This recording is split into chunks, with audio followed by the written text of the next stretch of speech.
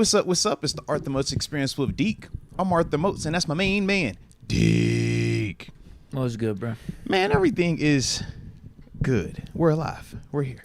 That's all that matters. Not the Steelers. We're alive. We're here. That's all that matters. The Steelers are alive. They're here. Yep. It's a great day. Nah. We got a chance to keep fighting. Yep. That's the first we take, baby. Positivity. Yeah. You had a good weekend. No. At least Pitt won. Y'all ranked, undefeated, historic, all that other stuff. I don't know what you got to do. Yeah, you should be happy. You had a great weekend, man. Great weekend. I need to get the next weekend 50%. in a hurry, bro. I wouldn't consider 50% great. I need to get the next week in a hurry. I'm like, 50%, I guess it's okay. It's average weekend. Listen, man, 50% is a lot better than some of us out here, okay? Yeah, if we're just talking football stuff, Yeah. average weekend. But I had a good time off the field. There it is. Good time with friends, golfing, that type of stuff. You got you a golf? Man, let's go. It's been a little chilly, bro. I ain't even gonna lie to you, man. Obviously, the football results didn't go as planned. You're right. One of them. At least one of them. Pitt looked good. Holstein, again. Ranked now, man. 400-plus yards, 4 touchdowns. Ranked in this world. Let's go. Give the dude some respect. Let's go. I'm saying, man, look good. Yeah, he looked good. Look Pitt good, man. looked good. Our defense is still a little sketchy, but Holstein keeps balling out to the point where it doesn't matter. I'm about to say, yeah, he's like the difference maker right now. He's unbelievable. It's like he looks. He's legitimately unbelievable. Like, I can't believe we got him. Like when they talk about the whole, 5-star Alabama, like he looks like that on that field. And then that running back we got, Reed, he's been crazy good too. And Hammond was eligible against UNC out of nowhere. Yeah, they ruled him eligible a couple days before the game. But he didn't do anything. We didn't even need him. Because it was all Reed and Holstein on the ground. So they went from the crazy just ineligible for the whole season out the blue to now he's back the blue. All right, shout out. Because he's supposed to be the better running back. He was coming into the season, not anymore. Lost his job. That's crazy. But I still think they could be a really nice 1-2 punch because Reed is a smaller, shiftier back. Mm-hmm. If anything, he does some more damage receiving. I think he had another 100 receiving last week. But, yeah, Hammond, a little bit more physical of a back, a little more traditional of a back. Yeah. Because like I said, that's the one I definitely remember him. So shout out. I like that, though, bro. And I see Steelers suck, though. Hey, Steelers suck. No, we're not doing that just yet. We not. Let me, Deke. It's only been 3 minutes. I'm trying to jive till we get to 5 minutes, and then after that, you know what, we can get after it. Shout out to your flannel, though. I like the fact that you've embraced this fall weather, and you broke out the flannel. Man. I like that. I think that's on brand. You covering up some of the taco meat, though. You know that's gonna hurt our lady followers that we have up here. You know what I mean? Sorry. The ratings are higher when the taco meat is exposed. So just throwing it out there. All right. Don't blame me, blame Deke. I see some of y'all already blaming this weekend on Deke as well. I'm going to find that same comfort. I'm going to blame him for my whole weekend. I didn't bet on this game, though. Friday, so I don't know what went Saturday, wrong. Sunday, early, late. It was just a bad weekend. Cross the thing for your boy, man. So, yeah, I'm blaming Deke, too. Yeah, Deke, it was your fault, bro. Everything was your fault this weekend, man. I didn't bet money on this game. It doesn't matter. It's your fault, man. So I don't know what happened. I don't know how he can blame me. Either way, it's your fault, all right? We're going to point the finger at somebody today. I'm pointing my finger at Deke. This is on Deke today, guys. I'll take the blame for the Colts loss. I'm blaming the Steelers for this loss. No. Oh, that's crazy. I'm blaming the defense. I'm seeking comfort on you, man. You going to blame the defense. I blame the offense then, and you. That's the offense and you I blame. Yeah. Yeah, the offense wasn't good either, but I'm seeking comfort, man. I have higher expectations for the defense. I'm seeking.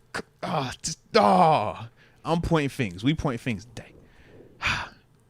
Who else bet on the squad, man? Because whoever bet on the squad is on y'all. All right. I'm sure I'm involved in it because we always do DraftKings. So shout out to me for DraftKings getting us in trouble there. So I played my role. Deke always plays his role. So we always going to blame it on Deke as well. But I know some of y'all in here was rocking with it as well. Y'all felt the same way. So you know what? This is on y'all too. Yeah. And blame Mother Nature too. What about that weather delay, Deke? I blame Mother Nature, man. It's crazy. Both teams had to deal with it. I don't know what you're talking about, man. It's different when it's a Pittsburgh one. If you from Dallas, it don't hit the same. Pittsburgh, it had a little bit more effect on us, so I'm seeking comfort. Let me seek that comfort, man. No. Come on, man. Can't believe this. All right. But other than that, though, I guess we have crossed over that 5-minute mark.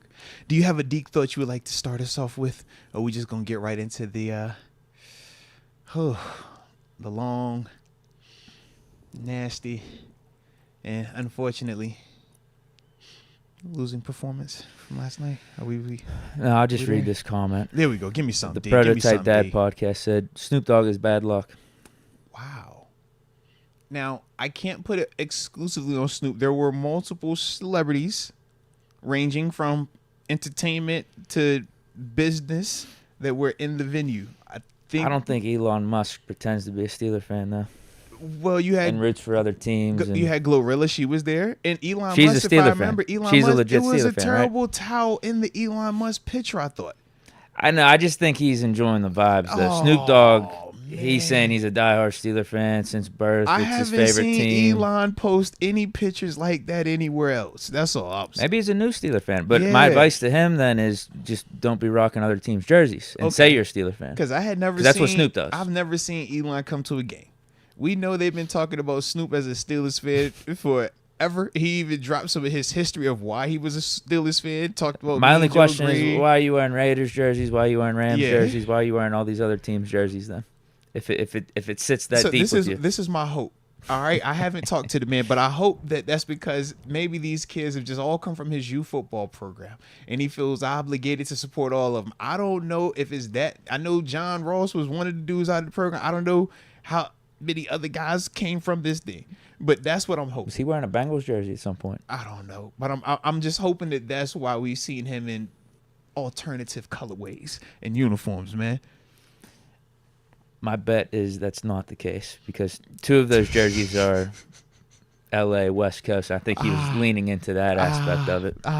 It's a possibility. He's trying to that play might too be many right. sides.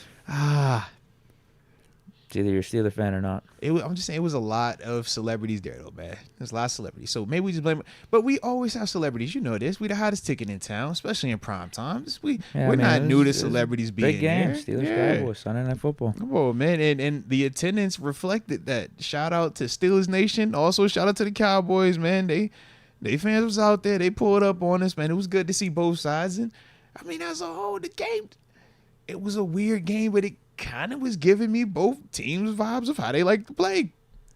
It was just, we ran out of time. Yeah, there we go. And it's Deke's fault. Wow. Yeah. Well, that could have been avoided. It's too. Deke's fault. That could have been avoided. But I'm blaming Deke. Timeouts. I'm blaming Deke. It's Deke's fault. Okay? But yeah. Just a disaster performance all around, except for special teams. There it is. Shout out to Danny Smith. The highlight through all the darkness. 2 weeks in a row. Smith, 2 weeks in a row here. Shout out to Danny Smith, man. Where there's a will, there's a way, man. All right? Where there's a will, there's a way. We'll talk some Danny Smith today, man. Talk some special teams. But yeah, man, I like it.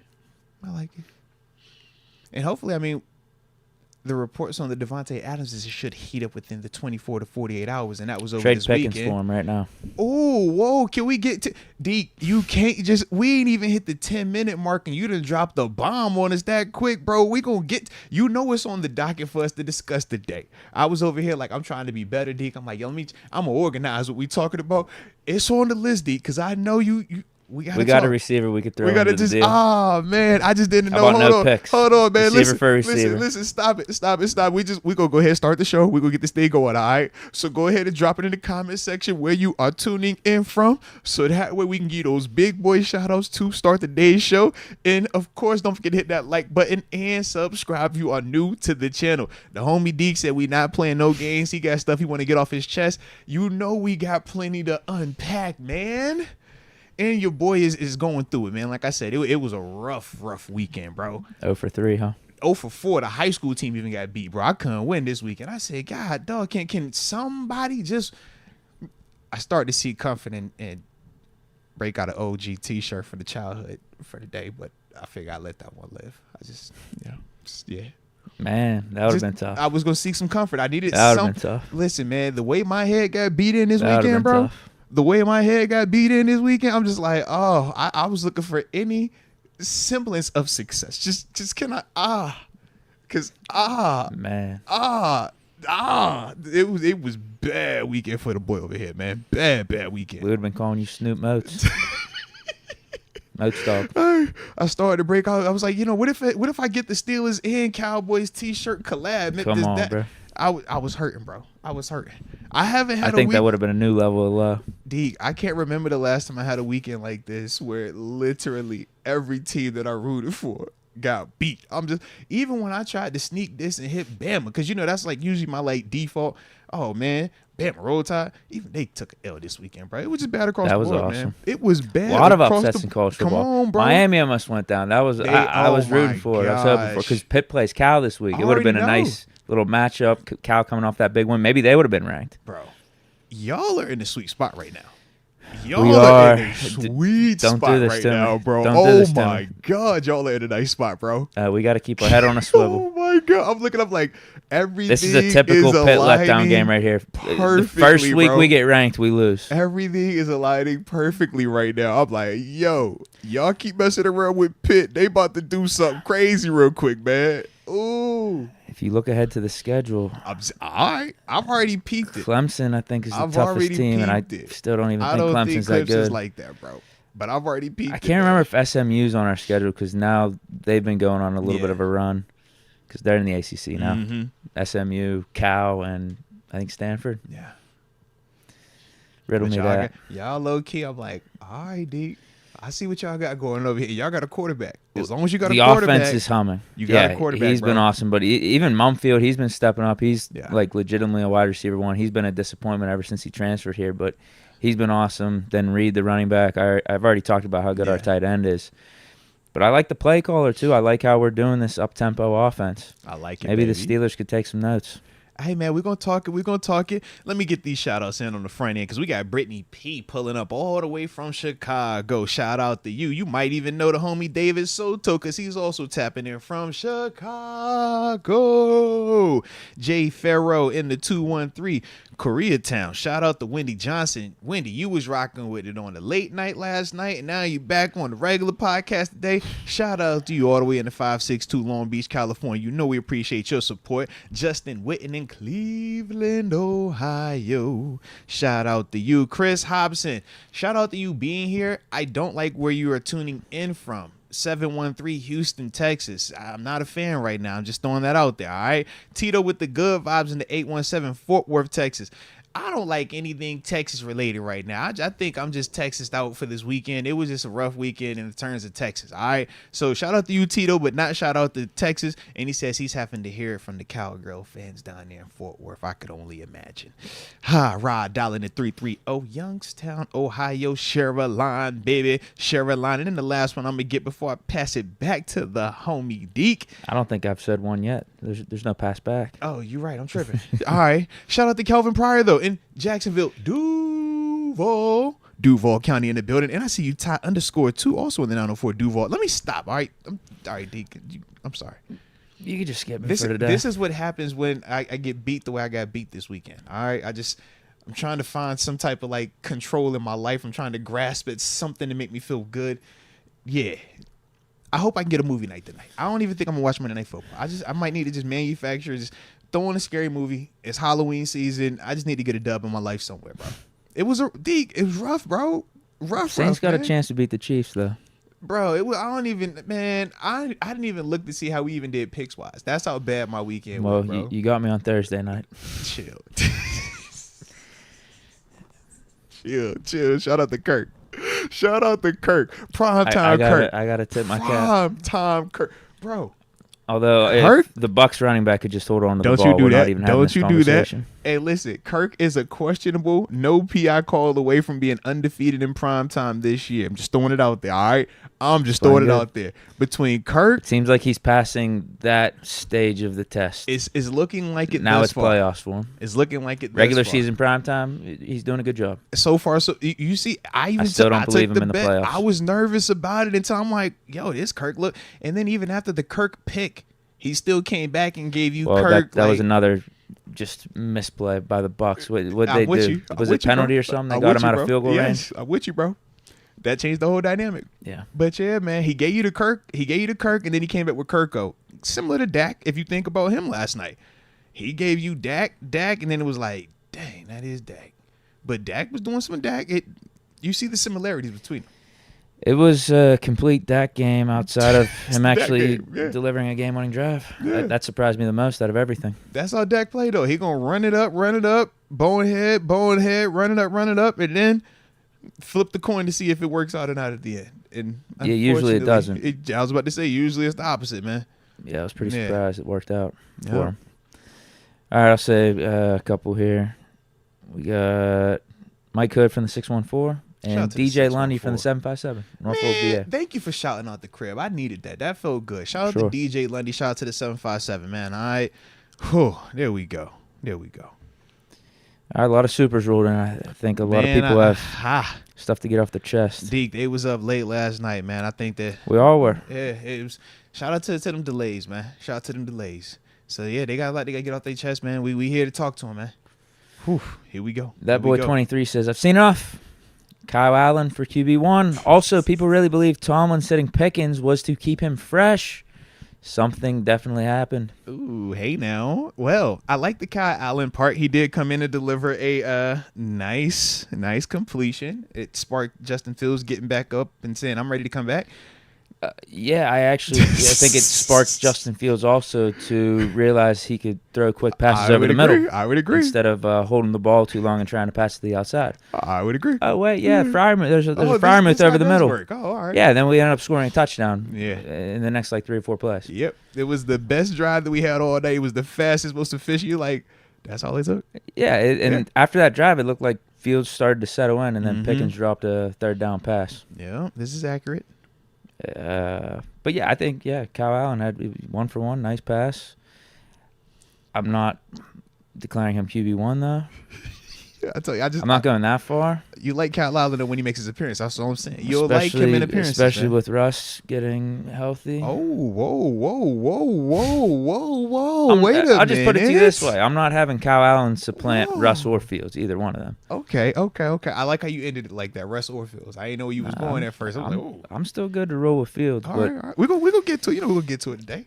Fields took a little bit of a step back last night. I all good. I appreciate certain portions of his game though. Respect on that. Respect and Tom J. But some of it wasn't all on Fields either. There was a fair amount of wide receiver drops. I would agree. Wide receivers not running their routes completely. I would also agree. Predictable running game like usual. When you just have Najee back there and 2 guys off the practice squad, so that doesn't help a quarterback out. But then you still have the.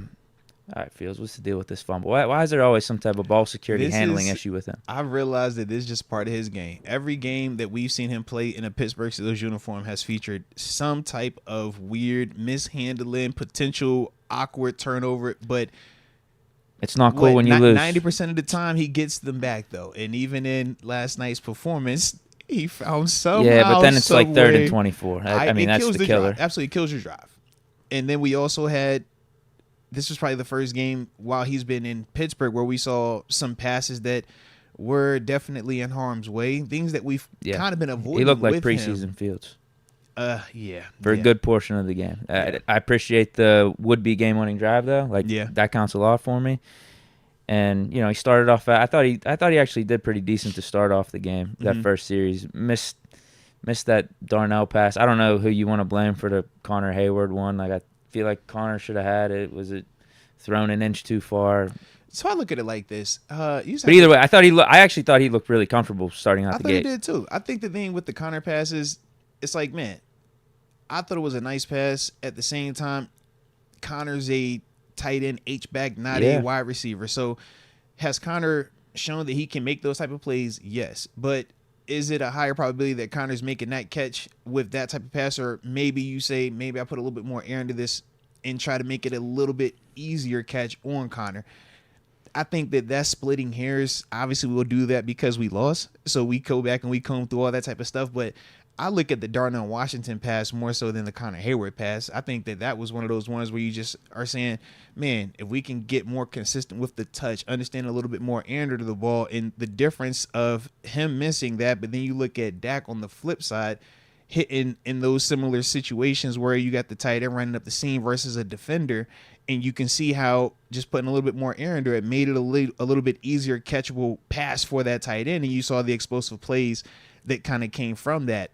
I thought it was one of those ones where for Fields, you could see the talent, You could also see where he's had some shortcomings, and that kind of popped up.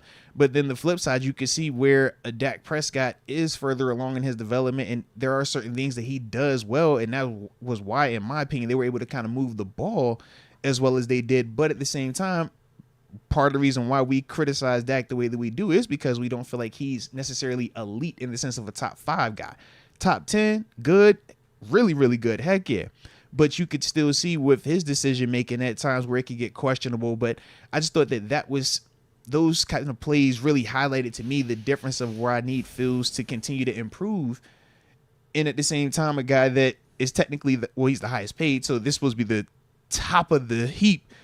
I don't think that it's just this crazy gap, but I thought it was still a noticeable difference between those two dudes last night. I think the narrative's a lot different if they drop that 4th down pass at the end of the game. I would agree as well, man. Yeah. You know, because it ends up being Fields does have a game-winning drive, grits out an ugly game. And we're going to talk about the defense and standing up, making multiple stops in the red zone. You're looking at the Dak mistakes in the red zone and be like, yeah, that's typical Dak, and he can't come through in the 4th. That's why you don't pay him So just, 60. the one play switches the narrative a ton. And if we do win that and everything stays the same except for that 4th down play, I don't think I'm bringing up Russ as much, or just even as open to. Won. Yeah, we would have won. Yeah. You're 4-1 with Fields, and he's coming off a game-winning drive on Sunday Night Football. It's like, just roll with that against the Raiders. Yep. No reason to make any drastic changes, but I would also admit that Fields, even in a win, looked a little less than what he did the first 4 weeks of the season. Yeah. Overall.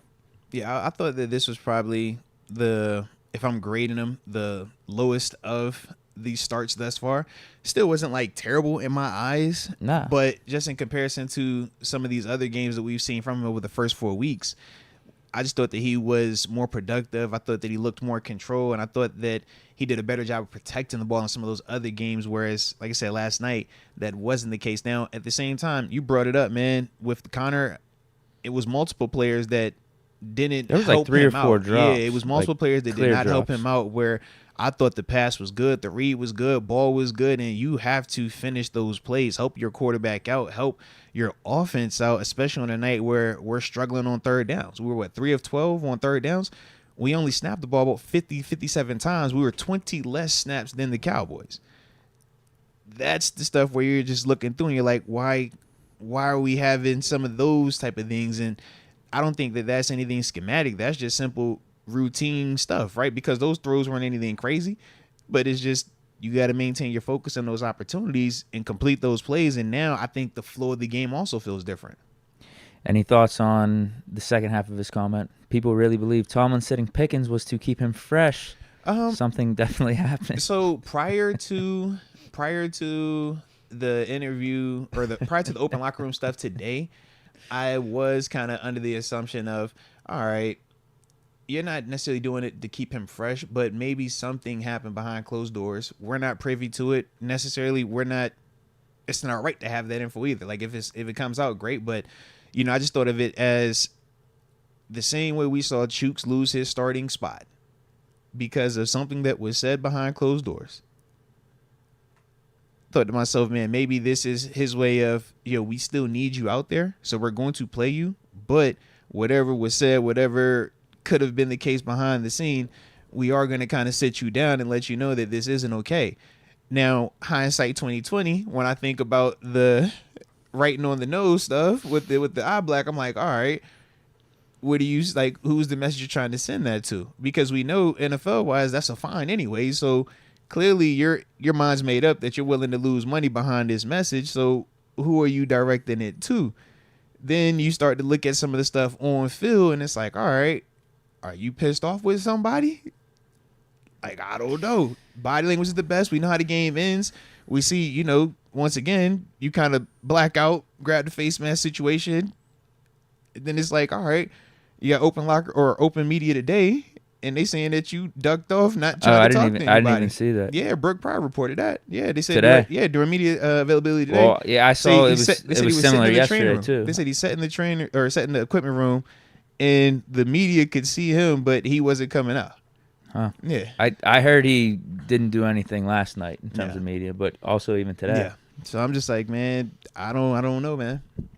And so when I hear that type of stuff, that's what makes me think, all right, maybe it is something going on behind the scenes. Maybe, you do have a little bit of tension with coaching staff or play call, or maybe it's the amount of targets. I personally wanted to get more targets. We've talked about that. But there's also a way to be a professional. And that's my other part. We're on, season 3 of this George Pickens show. Yeah, and he's young, and that's the part for me where I try to still extend grace, but it's very hard when it's repetitive. It's not a different issue. It's the same thing that with some of the surroundings changing around. Right. We were like, oh, is it a Canada thing, a Pickett thing? Well, remember last year when it allegedly stopped, it was, he had a great game against the Bengals. Yeah, we got with Mason Rudolph. He had a great game though. He balled out. Then we kept winning, and it was like, it's put to rest. But now we face some adversity once again this year. And the first 2 times of adversity, we start to kind of revert back to some of the immaturity. Whether that's the body language, whether that's the lack of effort, or just the bonehead situation at the end of the game, regardless of what the guy said to you, we all talk smack, we all celebrate. You know what it is, man. But you wig out, grab the dude's face, man. It's like, number one, that's going to cost you. So now you're getting double fine for the eye black and for the fine, and for the face mask. But then on top of that, what's the message that you're sending to the squad? That your personal vendetta or your personal feelings are bigger than what we're doing as a team. That's the stuff where, like you said, it starts to shift to, do you think you're bigger than the team, or do you think you're bigger than the shield? And the league will let you know, whether you're Le'Veon Bell, whether you're Antonio Brown, whether you're Chad Johnson, Terrell Owens. We could go down the list of dudes that kind of have fallen into that trap of making decisions where they thought that they were bigger than a team or bigger than the brand of the NFL. And we ultimately saw how those guys had their rough endings and how that kind of hurt their careers. My hope is that for him, he kind of learns from these situations, because we're not the only ones talking about this type of stuff with him. Some people are way more past it. They've been one of them. Hey, man, get him out of here. But I was saying, I think it was a legitimate conversation last year before that Bengals game of releasing him, benching him, trading him, some type of discipline punishment, because think of all the stuff that led to that point. Like, it was just getting ridiculous. Yeah. But then he had the one game where we switched the quarterback, and I think, all right, we'll give him one more chance. Yeah. Different quarterback. We'll see what happens. And then, all was well for the rest of that season, so we kind of brushed it under the rug. Mm-hmm. Now it's popping up again. No more Kenny, no more Canada. And it's crazy, too, when you have Pickens, the talent that he is, basically being your wide receiver 3. Like, that's insane. If you look at the snap counts, he was behind Van Jefferson and Calvin Austin. Participation, 59% of the snaps. And when you look at the overall production from the wide receivers as a whole, Najee Harris was our leading receiver yesterday. The guy that we criticized the most in terms of not being explosive and not being able to, be a receiving threat. He was our leading receiver in terms of yardage and everything, which is kind of crazy, man, when you think about some of the receivers we had. Najee had 2 catches for 35 yards. He had the 20-yard gain, obviously, on the screen. The next, we had the two-way tie, Van Jefferson and GP. 3 catches, 26 yards. Connor Hayward, 2 catches, 23 yards. Move, 3 catches, 22 yards. Like, we know we need GP a lot more than just having 3 catches. But at the same time, it's like, if you're not going to block, if you're not going to do all the other stuff, you don't get to just get the ball, and that's what it looks like. Part of why you're not getting the snaps, and that's part of why you always haven't been getting the snaps, which is insane to begin with. But you have made up for it with your receiving. But now we're getting some of the antics off the field again. Yeah, the bad route running, and just we're seeing things that we typically hadn't seen with him, which is drops. True. We've seen multiple drops even this season, which has been uncharacteristic. And we would typically say, man, if it's, you're producing at a high level, you put up with a lot more stuff. We shared the locker room with AB 4 years, man. So the amount of stuff that you would see at times, it's like, yo, when this dude was going out here, and y'all know what he was in 2014, 15, 16, 17, and 18. There's a big reason why he could do what he was doing behind closed doors. A big reason why a lot of people didn't know about half of that stuff until he finally left, because it was because of how dominant he was, man. But with GP, we're not even getting that right now. So you're running into this situation of your way of expressing your passion or your frustration is outweighing or is way louder than your production. And that can't be the case, because that's you know what happens when it gets to that point. I was about to say, that's how guys end up finding new places of employment. And, we fans, we want you to be here. But that's going to be how it shifts if that doesn't change. Whether it's you get quieter with your passions and frustrations, or your production gets a lot louder. But it has to be one or the other, because right now it's becoming way more of a distraction. And like you said, they've taken him off the field in certain scenarios where it's like, yo, we know you're capable of blocking. We know you're capable of, even when you're not the guy that's priority number one in this route, you can still run a better route that's going to clear it out for this guy because of the attention you're going to draw. You want a case You don't know example, what's going to happen. But either. Deke, you want a prime example? Did you watch CeeDee Lamb last night? It's a big reason why all those other guys were able to have some of the success that they were having, because of the attention that was going to CeeDee. But CeeDee ain't just give up with it. CeeDee was still out there trying to get attention, still trying to make plays. And it's like, if you want to be the man out here, man, this is what comes with that. You got to be willing to do all of that stuff. Even when it's not your route or you're not target number one, you still got to understand that I'm clearing this out for this guy. But it comes off as more selfish or me first when the actions are, I don't do these things when I'm not getting the ball, but when I am supposed to get the ball, my effort, the release, everything just looks way better. But we also can see times where Justin Fields wanting to go to you, and you're not. Yeah, the one cross over the middle. It's like, come on, baby. It's like lollygagging. He wants you. That's a target that could go to you. That's production. I mean, shoot. Whether you want to be a star, you're doing it for the money, whatever. It's like, bro, that's how you get all of that. But it's just, it's unfortunate, because to me, I still feel like the youth part is real with him. He's still a young dude. But that clock is ticking, man. It definitely is, because we're 3 years into it. That was going to be my next question, is where do we go from here? Bro. Because there's no way Tomlin is going to be able to defend this anymore. Like, he stuck up for him last year. Yeah. Because I partially feel like him saying, yo, I'm doing it to protect him, for kind of like Cam Hayward, that was his version of let me cover you up. Let me keep whatever's in-house. Because if it's injury, GP would communicate that, Coach T would communicate that, or that would be communicated. First off, why are you treating a third-year guy like he's a 12-year vet and he's, load management Wednesday? Like, we know what this is. We all know what this, but that's Coach Tomlin. When we talk player coach, right, and we say, oh, is this a bad thing? I don't feel like it's bad, because that's his version of whatever we dealing with, let's keep this in here. Because once it gets public, now everybody has a chance to have a thought, comment, or opinion on it, and it can get messy. Sure, but Tomlin's got to be getting fed up with it. Of course he is, because how many times does he have to keep answering for it? And there's only so many times he's going to want to have to put his face out there and try to, put that up there for him, while the production isn't being reciprocated back. When that's AB over there, and AB going out there and giving you 5 for $120 and 2 tutties, Coach T's under there every day. Yep, we're good. Don't worry about nothing. He was on time. He showed up to everything. Yep, we're good. That's how I go. But right now, the production isn't there with GP, so we about to see how it goes, man. But like I said, he's too talented, man. He's too talented. Like, come on, man. I agree. I don't want to get rid of Pickens, but if you're Tomlin and you keep on enabling it, it's a terrible message to the rest of the players in the locker room, I feel like. Because I could understand his frustrations. If it's, I want the targets, I want a more explosive offense, maybe I want a different style of quarterback. Like, any of these things I could understand, and he would be valid in his complaints. I thought Fields was his boy.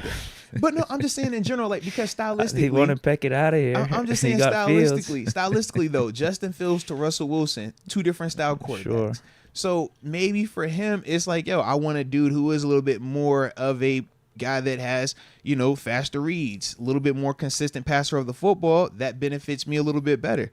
Maybe that'll make Arthur Smith, instead of still rocking with the condensed formations and trying to run the ball, when we know these defenses aren't respecting our passing attack right now, maybe that could change it a little bit. So if that was why he's frustrated, I could get that. But it's all about how you display them those frustrations. Yeah. You can't have bad body language, bad effort, look like you're quitting on plays, and then expect because no one else gets to do that. Why do you get to do that? No one else does. Pat Fryman had that comment after the game. He's like, "Yeah, I'm not getting as many targets as I want, but I'm still working my ass off no matter what happens out there." You don't get rewarded for having the bad attitude. You don't get rewarded for taking the bad body language.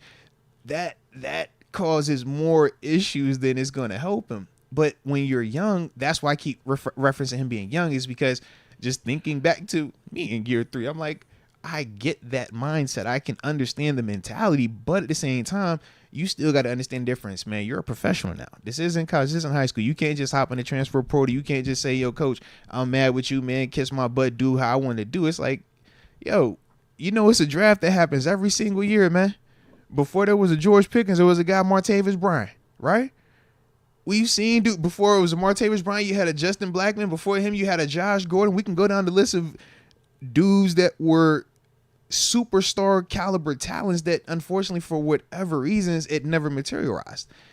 We just don't want that to be GP. But this is where you start to see them crossroads, and it's like, man, you're going to have to start to make a decision sooner rather than later about who you want to be and who you want to be labeled as at this level, man. Yeah, because right now I don't think it does the team any justice to trade Pickens and not get something in return. That's why whenever you brought up Devante Adams, if it's a Pickens for Devante Adams swap, fine. We get an elite receiver in return. But just trading Pickens for a draft pick, it's like, I don't want to do that. Yeah, that takes like an L. We're even more decimated. Feels like an L, bro. But if this stuff keeps happening, you just might have to. You just might have to figure it out. Because now you say, I'd rather lose with pride, or I'd rather lose with my integrity than, suffer and kiss your butt with all these antics. I get that. Yeah, I mean, we did it with Claypool. And at the time with Claypool, it didn't really make sense to get rid of him because we had Pickett coming in. You wanted to give him as many we said he had targets 3 as weapons, possible. Man, and then it took a big weapon from him. So I'm with you. And the thing with Claypool, too, and how that trade all happened, there was a rumor that came out a couple weeks before the deadline that you watch out for Claypool. I laughed at it. I'm like, there's no way. This is stupid. Why would we do that? Same thing happened last week with Pickens. Yep. I know we're talking about trading for receiver Devante Adams, but Diana Rossini said, watch out for the Steelers potentially trading Pickens. And I'm thinking to myself, there's no way. There's no way. And then the game plays out like it did this week. And you see the body language, you see the snaps decrease, you see the tape on your face, you see I don't want to be available to the media post game, day after the game. Yeah, I don't want to say where there's smoke, there's fire, but I don't know. It look a little smoky over there. Yeah, I don't know what to do going forward. I don't know what the decision is or how you handle it right now. The thing that makes it unique and low-key dangerous for GP is the timing of it. Kind of like when we said with Kenny. When you start to get disgruntled and there actually are legitimate options available, that's when it can get weird. Kenny felt some type of way. We went and brought in Russ. He felt some type of way about Russ. We said goodbye, brought in Fields. Right now, who's the big wide receiver that's available? Devante Adams. We know what that is. We can talk age all we want. All I need is another 3 from him, right? I'd like to think he'd be running some better routes. You catch what I'm saying? He'd be giving better effort. Hey, and I guarantee he's going to draw at least give us more attention, which is going to open up that run game even more. So think about how it could get weird. Oh, we need this dude really bad. Not only do we think he's a more proven player at this stage in his career, but we also think that his temperament is worth him bringing in here. So we'll ship GP and we'll up the draft pick, Andy, to spice it up a little bit more for you, Vegas, because I know he really wants to go to New York to be with the Jets or to New Orleans with the Saints. But we'll bump our offer up and make it that much better. GP's included in it. Like, that's how it gets weird, and that's how fast it can happen. We traded AB for a 5th-round pick initially to Buffalo. And $820 million, Martavis for and we a 3rd. $820 million behind AB. Think about that. AB at that time was still the best in the league at that time. And we 820. It's like you've seen better players have worse outcomes for, well, I ain't gonna say doing less because AB did a lot. But you catch what I'm saying. They've moved on from way better dudes, future gold jacket type of guys, man. So you just got to understand that, man, some of that pride, some of that ego, it can cost you at this level because, yeah, nobody is bigger than the shield. Nobody's bigger than the logo, man. And that's been proven time and time and time again, man. Yeah, when you got Steeler legends talking about it last year, like Merrill Hodge. I remember Hines Ward was talking about definition of what it means to be a Steeler receiver. Yeah. And then fast forward to it's happening again in year 3. Yeah. I'm just wondering when's the switch going to flip? I'm hoping for him, man. But like when do we get to the point it's like, all right, we can't be hoping anymore? I know. This is year 3. I get he's young and everything. This is year 3, year 3. And you don't want to enable it, and that's my fear. It's like if you're doing this right now, that's because it's a terrible message. Deke, are you ready, Deke? Terrible message. The dudes like Jalen Warren, Fryermuth, time out, Deke. Dudes that work their ass off. I'm just gonna tell you the real game, right? NFL wise, he's on puppy child money wise. He on the regular rookie deal, and if you acting like this with the puppy child, imagine when they give you that real money. Imagine when they give you that with the multiple comments. Man, come on, bro. If you acting like this now. What organization is looking at him saying, "Oh yeah, man, I'd love to pay him more. Yeah, I think he'll definitely be good the whole time." Man, that scares them people off. They don't want to pay that. They don't want to do that. And especially when the production isn't as consistent as it needs to be as well, man. I'm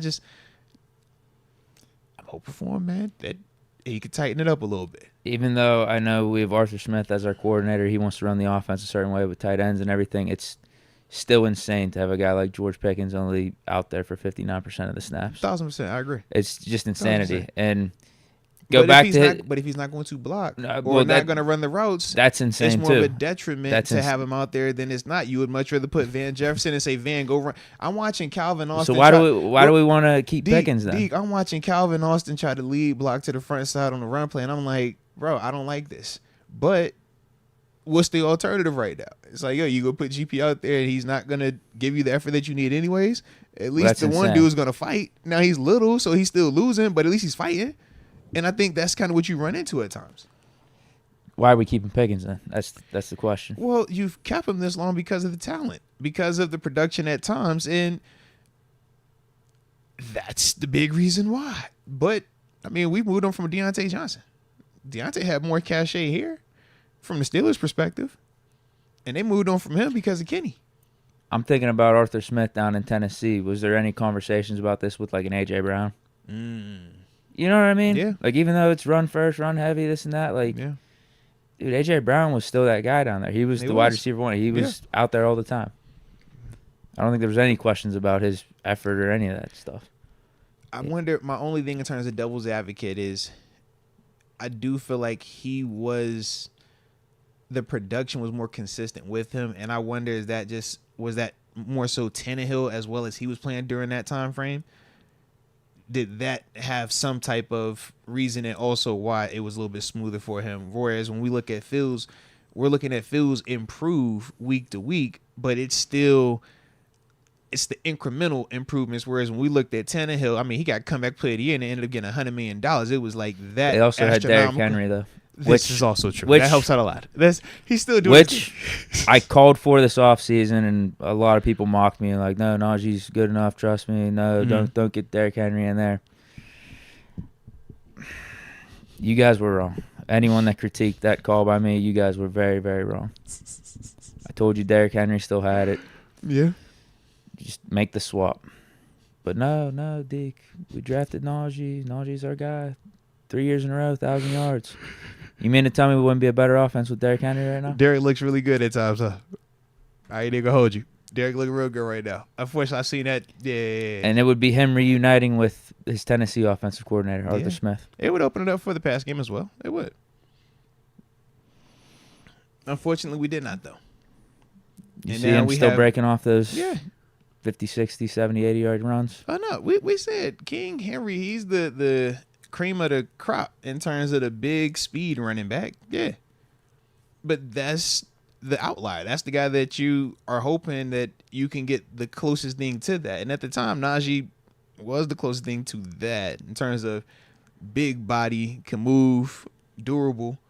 He just doesn't have that go-go, which is crazy that Derrick Henry, even at this stage, still has that button. He can still big boy, little upright, cock lean, da. You like, bro, this is insane. So, yeah. All right, I guess moving on, right? Yeah, I mean, you had anything else to say about Pickens? I guess that was because I was gonna say this. I feel like Pickens. You were talking about AJ Brown getting more opportunities because of Tannehill and how he was playing and stuff. I think the first order of business though would just to get Pickens out on the field more because that would help with his production. If you're out on the field, you would get more opportunities naturally, which makes Tomlin's statement just absolute BS. Though. Right, but we're trying to improve Pickens' production by keeping him out of the game. But how do you put him in more if his effort is in question? Exactly. So maybe you say. Maybe you there's a problem. No, basically, that's what it comes. There's a problem. Maybe what coach is saying is that he's saying, "Yo, you tired. You can't go 100% effort for 70 snaps. So let me cut your snaps down by 20. Give you 40 snaps. Oh, you can't go hard for 40 snaps. All right, bet. Say less. Let me get you out there for 20 snaps. Then that's what he might be doing because that's another approach that coaches have done throughout my career to see accountability. If you can't play your best for 100 reps, then I'm gonna take those reps off your plate because we do feel at this level." We're all talented enough that 80% of you is not going to be better than 100% of your teammate or 100% of the guy opposite of you. So that's kind of how we take that approach. But, with GPs, I don't know. We'll see, man.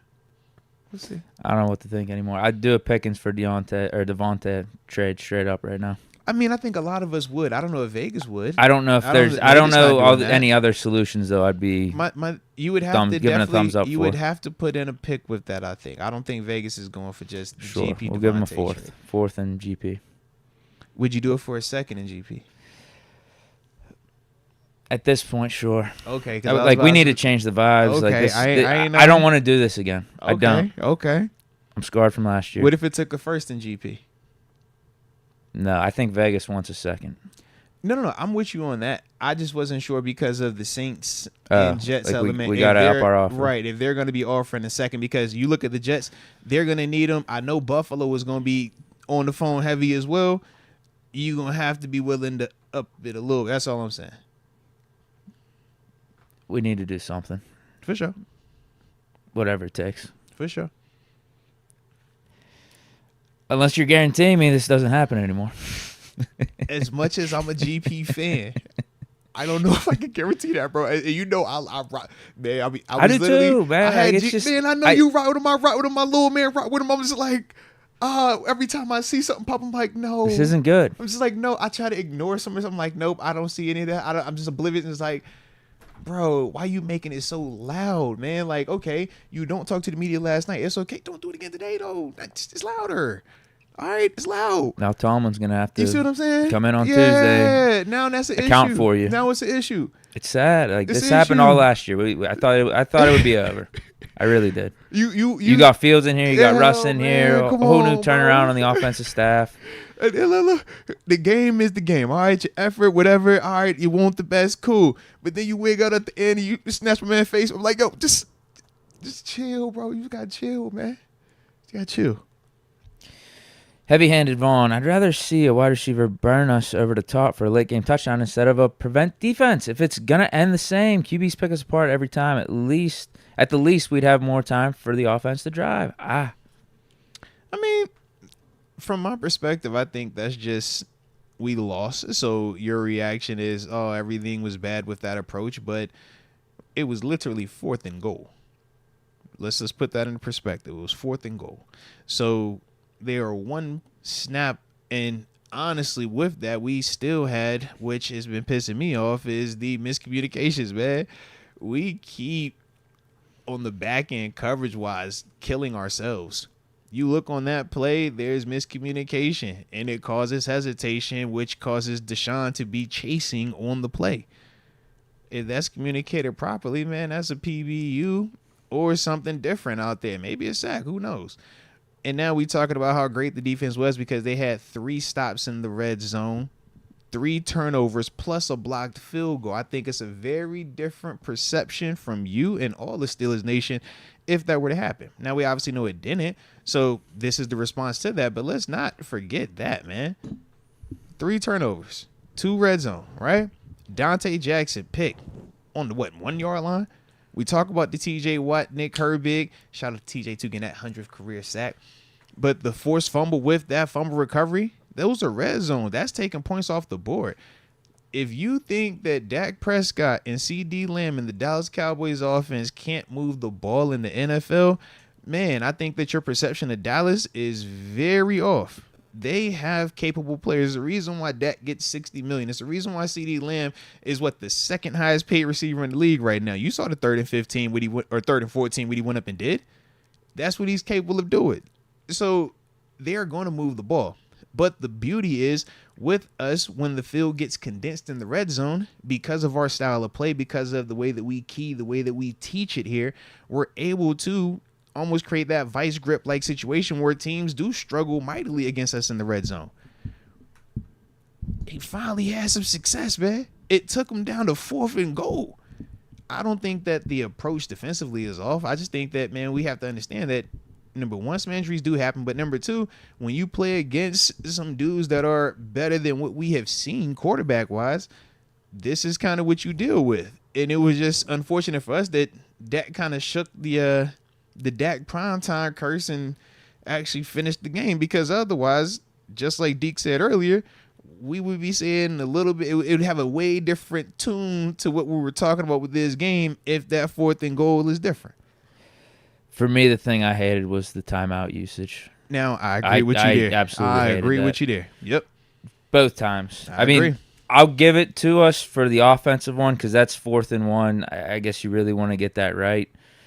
And we obviously did get it and end up scoring a touchdown. But then you have the 2 on defense for that final drive. Those 2 timeouts are so much more valuable than making sure you don't have the 12th man penalty. And then and then it's one play. I can maybe even understand this one too, where it's one play, 4th and goal. You want to get everything right. At the same time, it is one play. So there's a chance they score. Mm-hmm. So you want to leave your offense the best chance possible to get that field goal. I think your chances increase on winning, to end up tying the game or winning the game is way higher for keeping that timeout than taking it to make sure your defense is in the right place. I would agree. I hated that. Absolutely hated that. Should have had 2 timeouts and whatever amount of time left. I guess that would have been 50 seconds left. But 50 minutes timeout and you got to get a field goal and Boz is out here is night. That's what I mean. It's a way different scenario. That's what I mean. Like I just Tomlin, I think he believes in the defense too much at times to a fault. Sometimes it works out, but other times he has a blind spot to it. No, that's fair. Like you want to give your team, and your team is both defense and offense. You want to give your team as a whole the best opportunity to win the game. He's willing even when things don't go right. You have to admit some things might not go right. He was willing to live and die with my defense 1 snap from the 3-yard line versus Dak Prescott. He was willing to live with that. Honestly, I don't hate it because especially how Dak was playing. It's like, man, he should have at least had that other timeout though from the 12th man. No, that's fair. At least that's have that definitely one. Fair. The 12th man one, I do agree with. I'm like, bro, take the penalty. I don't care about that.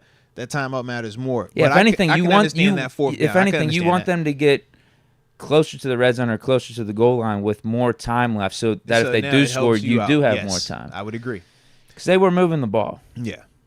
But that's my thing. As a defender, I'm like, I like put it on us, man. We get paid. We supposed to make this play. And they had been nicking them plays. They had been standing up. And it was just unfortunate that miscommunication for the 5th week in a row now.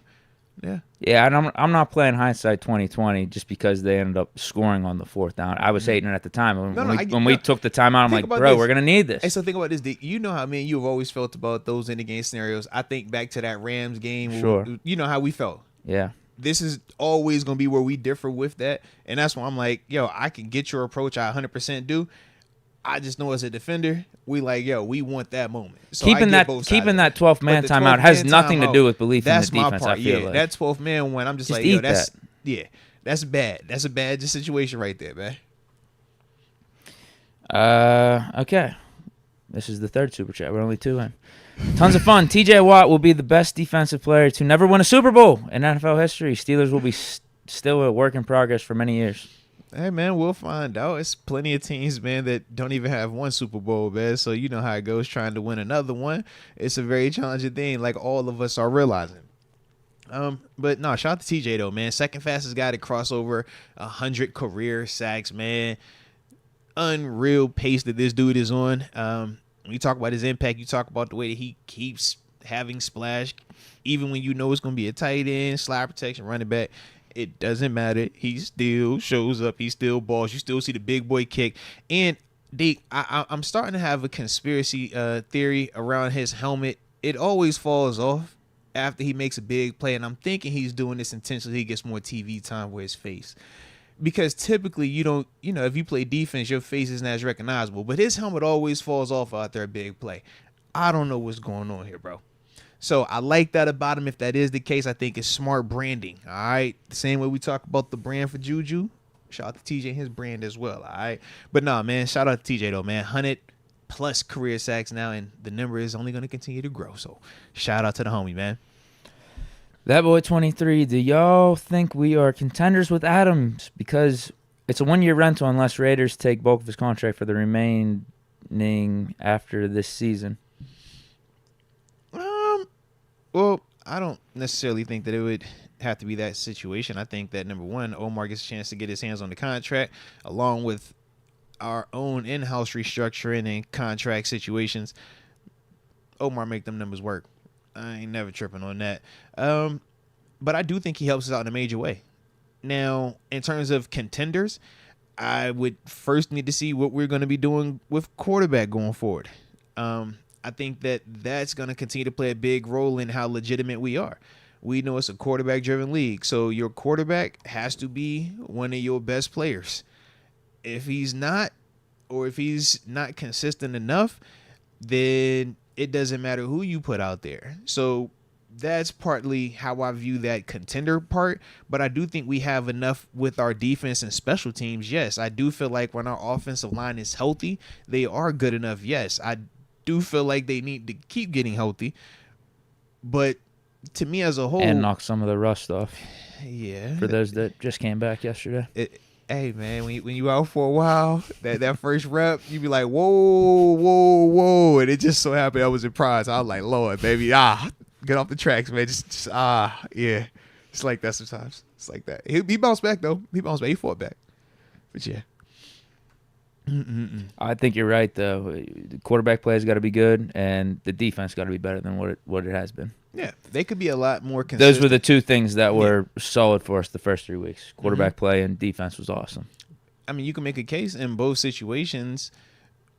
We might have oversold some of what we had saw, not just in terms of us, but as a whole. I mean, we were comparing the Steelers' defense after 3 games to the 2008 defense, to the 2000 Ravens, to all these like legendary defenses. And from my perspective, 3 games isn't anything. These dudes did it for 14, 16, 17 weeks respectively. It's like, man, 3 games is a small sample size when you're talking about overall historic or great seasons, or historic or great teams, historic or great players. And even at quarterback, I mean, the conversations were shifting to, we should sign Justin Fields to a long-term deal now because it's a steal. And it's like, dude, it was 3 games. But for the people that kind of take the it was 3 games approach, it gets misconstrued as hate for him or a lack of support. And it's just, you want more time to get more information, because other teams are going to start to see, okay, he struggles with this. All right, now you got to go through a couple of weeks of, can he overcome these things now? Because it's looking like pressure is affecting him negatively. So I anticipate more blitzes coming or more pressure being generated versus him if he's still out there, until he proves that he can still make high-level throws on the run, high-level decisions on the run, and not, kind of get thrown out of whack right now. But that's the way that the league works. So once he crosses these next couple of games, if he keeps getting opportunities, now you got a chance to know, okay, well, we've seen him when it works well. We've seen him when it goes bad. Now we're here. And it's more information with that. But until then, it's just like, yo, these are feel-goods when it's just this small sample size. It's like, all right, Can you do it again and again and again? Because that's what separates the good guys versus the great guys from the elite guys. Absolutely. What do you look like in a primetime game like we just witnessed last night? What do you look like versus in a team AFC that's North willing to games go down the back at stretch? you? What do you look like potentially in the playoffs? Like, I need to see all that before I'm giving him the contract extension. I just thought he was playing good enough where he continued to earn the opportunity to start as the weeks went on. And we'll see what happens next week. We'll see. I'm still good rolling with Fields. I don't think that's happening though. I think Tom was going with Russ. I need Russ to have a full week of practice because even last week, the way that it was communicated was he upped his participation and it was the most he's participated, but they still didn't say he was a full participant. And some of the way that they were talking once again was it's more than likely he can play this week in Vegas, but he'll be 100% good to go versus the Jets. So for me, I'm like, if that is the case, I do not want to see Russ in Vegas. Put Fields out there because I do not want to deal with any more of this calf situation. So if it takes one more week of just to be extra super careful, and now I got to complete 3 game sample size for Fields, I would much rather take that approach because I'm going to be pissed if we get Russ for a game and it's like, oh, calf pop back up again. All right, switching back out. It's like, no, man. No, we just missed you too much now. And if Fields balls out, so be it. Yeah, Fields balls out. We're 4-2. He goes for like 250, 3 touchdowns. Then so be it. I think it makes that decision that much harder for Colin. It's a good problem to have. It's a good problem to have. Yeah, that's why I'm saying. Like, I'm completely fine rocking with Fields going into next week. Yeah. Like, last week doesn't deter me from like the Fields momentum that we've had thus far this season. I would say he's fine to get another opportunity, and then maybe you can really know after this Raiders game. Because now one way or another. 3-3. That's a 6-game sample size. What's your record? What are the numbers? How have you looked? Eyeball test. Situationally, what have you been like? What are the turnovers? Yep. Are we still having the same issues pop up for the however many weeks in a row now with either a crazy snap or something weird with the football? And it's just, Either I just want to win next week, so I don't even at this point I don't even care. But I will say this though, shout out to Justin Fields though, man. I thought his toughness was on display like a son of a gun last night because the Cowboys was low key firing off on him, man. He took some shots running that rock. He took some shots throwing that rock, but he kept getting up. And even when he got hurt for the little bit and they took him into the tent, he came right back out there, man. Like that's the one thing that I do appreciate with him.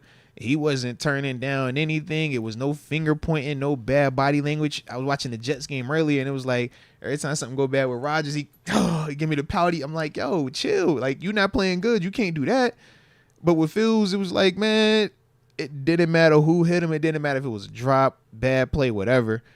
I just thought that he had great body language, man. Great leadership was being displayed, man.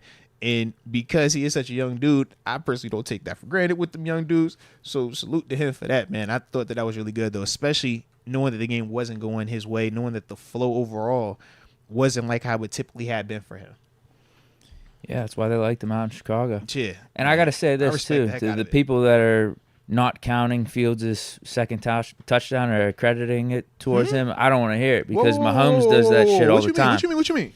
I just saw some people in the chat yesterday whenever I was doing my post game. They're like, that second touchdown for Fields shouldn't count for him. It was a shuffle to Freiermuth. Mahomes gets touchdown credit for all the exactly. I don't want to hear it. And you know partly why that play works? Because you got to worry about Fields actually taking off sometimes. You got to worry about him actually being a thrower. I hate that play though, actually. Not like the design of it. I hate it as a defender. Because it was like, I hate it when Mahomes does it all the time. Yeah, bro. 70s do that joint. You be sitting here like, it's a second. Bop. You be like, bro, I hate this. Yeah. Red, Coach T needs to do something about it. GP's effort. We're going to find out, man. Trust me. It's loud. I think we're all tuning into that press conference tomorrow. Yep. Hey, and y'all know we'll be back in here either 2 o'clock or 1:30. I have it. Because low-key, I just remember that I got San Antonio's thing tomorrow. Supposed to get my yoga on. The yoga? Okay. Yeah. They came up on us quickly. You pulling up? No. You ain't no yoga dude? No, I'm good. Like I said, it's the homie. Antonio said he need me. I'm being there. Savasana. But yeah, man. So yeah, we be in at 132ish. One of them times. Talk to the team. Let's go, UW. What happened to all the PA plays? The Cowboys were without their stars on defense outside of Diggs. We need to trade whatever it takes to get Adams.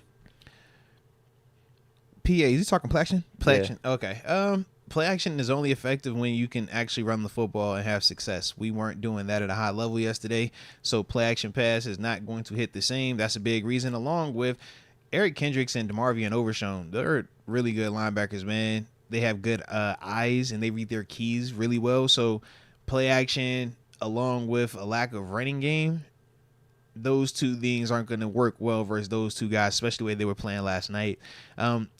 In terms of the Cowboys still having success without their stars, I was a little bit surprised by that as well. Some of their role players definitely stepped up and had more success versus us than I thought they should. But you also think of a guy like Linval Joseph. I mean, this dude came out when I came out. You know what I mean? It's like you saw him have a big impact play in terms of getting a sack. He's not no scrub. He's a part of their squad. He's not no, all pro at this stage, but he's not a scrub either. The kid 97, you watch him on tape, he makes plays. It's not he's not DeMarcus Lawrence, he's not Michael Parsons, but he's still a good player. They had some quality pieces out there, and I just thought that they also played with a little bit more of an edge, a little bit more chip on their shoulder. I thought that their role players kind of it reminded me of the Bucs game 2 years ago. You remember when we had all our DBs out and it was like, yo, who are we even going to put out here versus Brady and these guys? And somehow, somewhere, we found a way to have the ragtag group ball out and get after them. And it was like, yo, they was playing with an edge. They was like, yo, I don't care what y'all talking about. We're going to be we on tonight. I thought the Cowboys defensively, specifically their corners and safeties, they had that little edginess, chippiness about them all night. And I thought that was a little bit of a difference. Yeah. Sometimes you got to make it a little bit nasty if you think that those guys are more skilled. And now you potentially get in their heads, and all it takes is one or two. And your star ain't there to bail you out anymore. And all it takes is one or two things going your way, and now you got this game going how it was going. But I thought that, defensively, that was more so what I was seeing from them. And, yeah, in terms of going to get Devante Adams, I'm with you 100%. The team is also, though. Let's be real. We knew how long they stayed in the Brandon Ayuk situation. They've already been linked to the Devante Adams deadline situation. This time. Yeah, we got this is also true. So we don't have to wait 2 months. But we know how they feel. So that's the one thing that I do like about Omar. He's letting everybody know how he feels about the wide receiver room. Once again, he's identifying and letting everybody know this is what I need. So we're going to see if it works out. Hopefully this time we really say, yo, blank check it. Do what you got to do to get it in here. But we'll see. Let's go, UW. Says, the run defense made me sick last night. It was pathetic at times, and pathetic. First half offense didn't help any. We can't keep coming out cold. So shout out, man. I don't think we were coming out cold. I think the situation is this, specifically when you're talking about the run game. We were staying too high because we weren't going to allow CeeDee Lamb to be the reason that we lost. So that was a big reason why Minka wasn't really, making a ton of splash plays, because his job was to make sure that wherever CeeDee was, he had eyes on him. He was aware of that. The flip side is it made us play a little bit more small ball type stuff. And unfortunately, they was blocking us up front sometimes, bro. Like some of that stuff, I'm like, all right, we're in nickel coverage, so we short a D lineman. We got, a smaller defender out there, and that was happening. But some of the other stuff was they were blocking us up front. And that's the frustrating part, because you think about the time we have and we're like, yo, you should never lose a rep. But in the course of 60 minutes, you play 70-plus plays, stuff gets weird at times, man. But they had some success blocking us, some doubles off the ball, and we're like, oh, and Rico Dowdle, I thought that he played well, oddly enough. But this is what we do, right? I don't know. Should we be surprised or shouldn't at this point? That's what we do. We do this, man. If you're a guy that nobody knows, just play us, bro. You get your think out. of the other receivers, too, outside of CeeDee Lamb. All right, bro, the numbers. The numbers are actually crazy when you look at their production. Wide receiver, the big three, the Cowboys' big three. Bro, Jalen Tolbert 7 for 87, Jake Ferguson 6 for 70. Well, we knew he was good coming in. We knew CD, he get you 5 for 62. It's the two receivers in the running back. Cavante Turpin 4 for 50. It was Turpin, Dowdle, and Tolbert. Dowdle gave you 2 the for big three. Dowdle's 2 for 27 would have been second most receiving yards on our team. And he had that touchdown too. Yeah, he'd have been second most receiving yards on our team, man. Craziness, dude. Craziness. And then we ain't even include the other dude, Span Ford, who had 2 for 20 as well. He had the most rushing yards on the field, point blank, period. Yeah. And you heard his story. He's like a Raheem Mostert type of guy. He's been in the league 5 years. No one knows him. Yep. But he outrushed Najee. Yeah. Outrushed all of us. Yeah. It's frustrating. That's, in terms of the run defense, some of that was that. The others, I thought our tackling was better this week, so that was a positive. But, yeah, we got to be more stout, man. Across the board, we got to be more stout, man. The defense just ain't it right now. Mm-hmm. It's not it. Yeah. Based on the expectations that we had, based on the resource that we've allocated to that side, you definitely would expect more consistency. But as a whole, when you talk about leaving out of a game with 3 turnovers, 2 in the red zone, a blocked field goal as well, yeah, I mean, it's like, dude, what are we talking about here? But either way, it's like, bro, what are we talking about? Well, so here's my thing. I think you give credit for the splash plays. And if you make that stop on 4th down at the end of the game, they don't even have 20 points. Yeah. Think about that. They have 13 points, man. I think either way, even if we win, though, I would still be sitting here today like the defense got to get better because this still ain't it. Because I don't think Burrow, Mahomes, some of these guys in the AFC that we're going to be going up against are making these mistakes in the red zone. Which I would agree. But because some of that's just on Dak being Dak. But we still capitalize on it. And let's not act like we haven't had a 5-turnover game against Joe Burrow and the Cincinnati Bengals before. That was week 1 Burrow. I understand that, but we have a history of creating turnovers. That's what Coach Tomlin generates. Let him come back in that game. This is also true. That's like our theme lately, But defensively, we have a method. We pressure. And when they finally make that mistake of putting that ball in harm's way, go get money. Like, that's the mentality here. It's not this, we're just going to allow the catch, bend but don't break. No, it's not that. But when you're trying to generate pressure, this is kind of the approach. And I thought that also Herbig going down hurt us a little bit. It definitely did. Because now, instead of it being he was actually getting close. He was. On a lot of his rushes. With both of those guys, TJ and Herbig, providing the pressure they were going to be providing, it was going to create that hostile environment for Dak trying to drop back as much as he was. You lose Herbig. Now when TJ's off the field, we're watching, respectfully, Jeremiah Moon. Shout out to you. It's always good to see you back in the black and gold getting out there. We're watching him out there and DeMarvin Leal trying to rush at the outside. And it's just like, that ain't going to cut it versus Dak the way Dak playing tonight because Dak is getting it out on time on top of that. He's not holding it for a long time. So you got to have some platinum stuff that you're going to win with right now. And that wasn't the case. So I'm over here like, hopefully Herbig ain't out too long. What's going on with the hammy? And if not your hammy, what's going on with Highsmith's growing? And if not, then who we calling? Yeah, those are 2 bad injuries. You catch what I'm saying? They both soft tissue. They both are the type that pop up and reoccur multiple times throughout the season. So, yeah. Where Debo at? He got to be in shape. He's supposed to be fighting somebody. Call up Debo. Let's go, UW. Is it time to have a conversation about how we should have kept Flores as DC and can TA? The general opinion is he's a product of the players. Oh, okay. Well, first off, shout out to everybody that's here today, man. If y'all digging what we doing, hit that like button one time for the culture and subscribe if you are new to the channel. We definitely appreciate you all. I would say no. Number one, I say no just because I respect what TA has been doing here. I love what Brian Flores has done in the NFL. Whether you're talking New England, whether you're talking Miami, whether you're talking him here, and obviously what he's doing in Minnesota. He's a heck of a coach. It's the reason why he was a head coach. Okay? Brian Flores is Brian Flores for a reason. He's in convos no different than Raheem Morris, right?